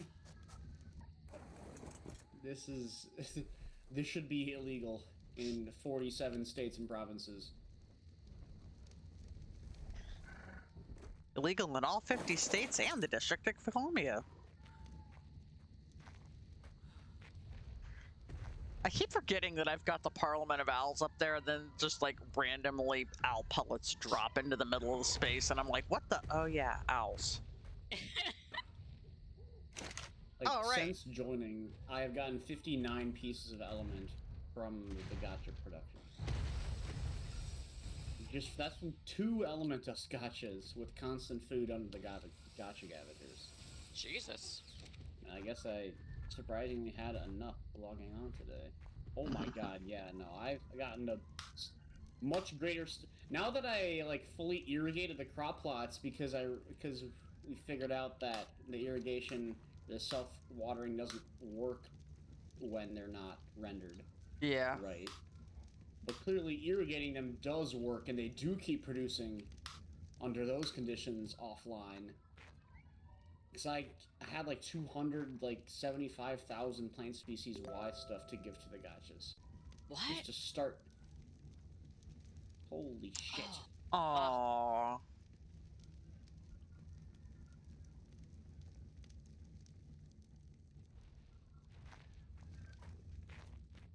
I am sorry to hear that. You'll probably hear me say that in about a half an hour.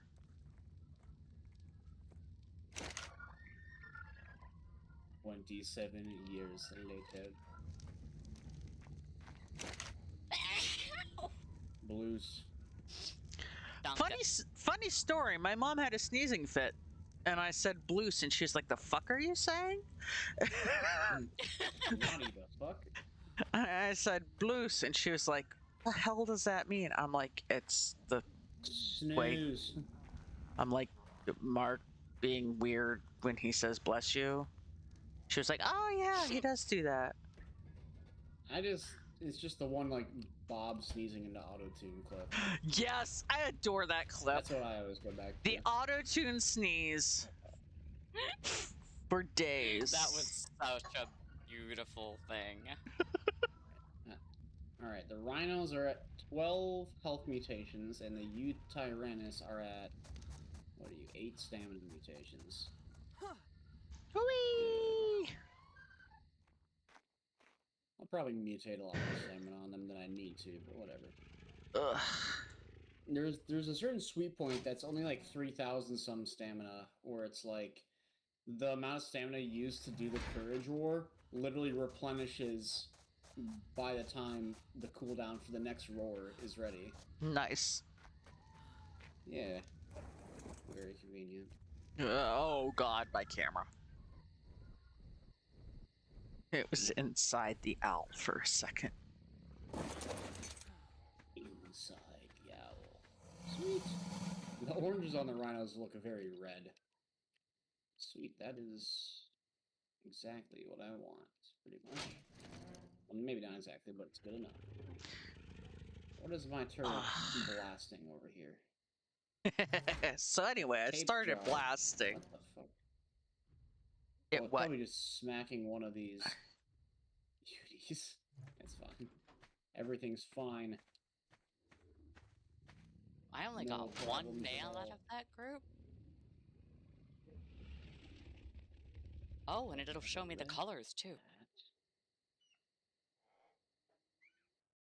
Colors. I'm getting so mad at these tech Rexes.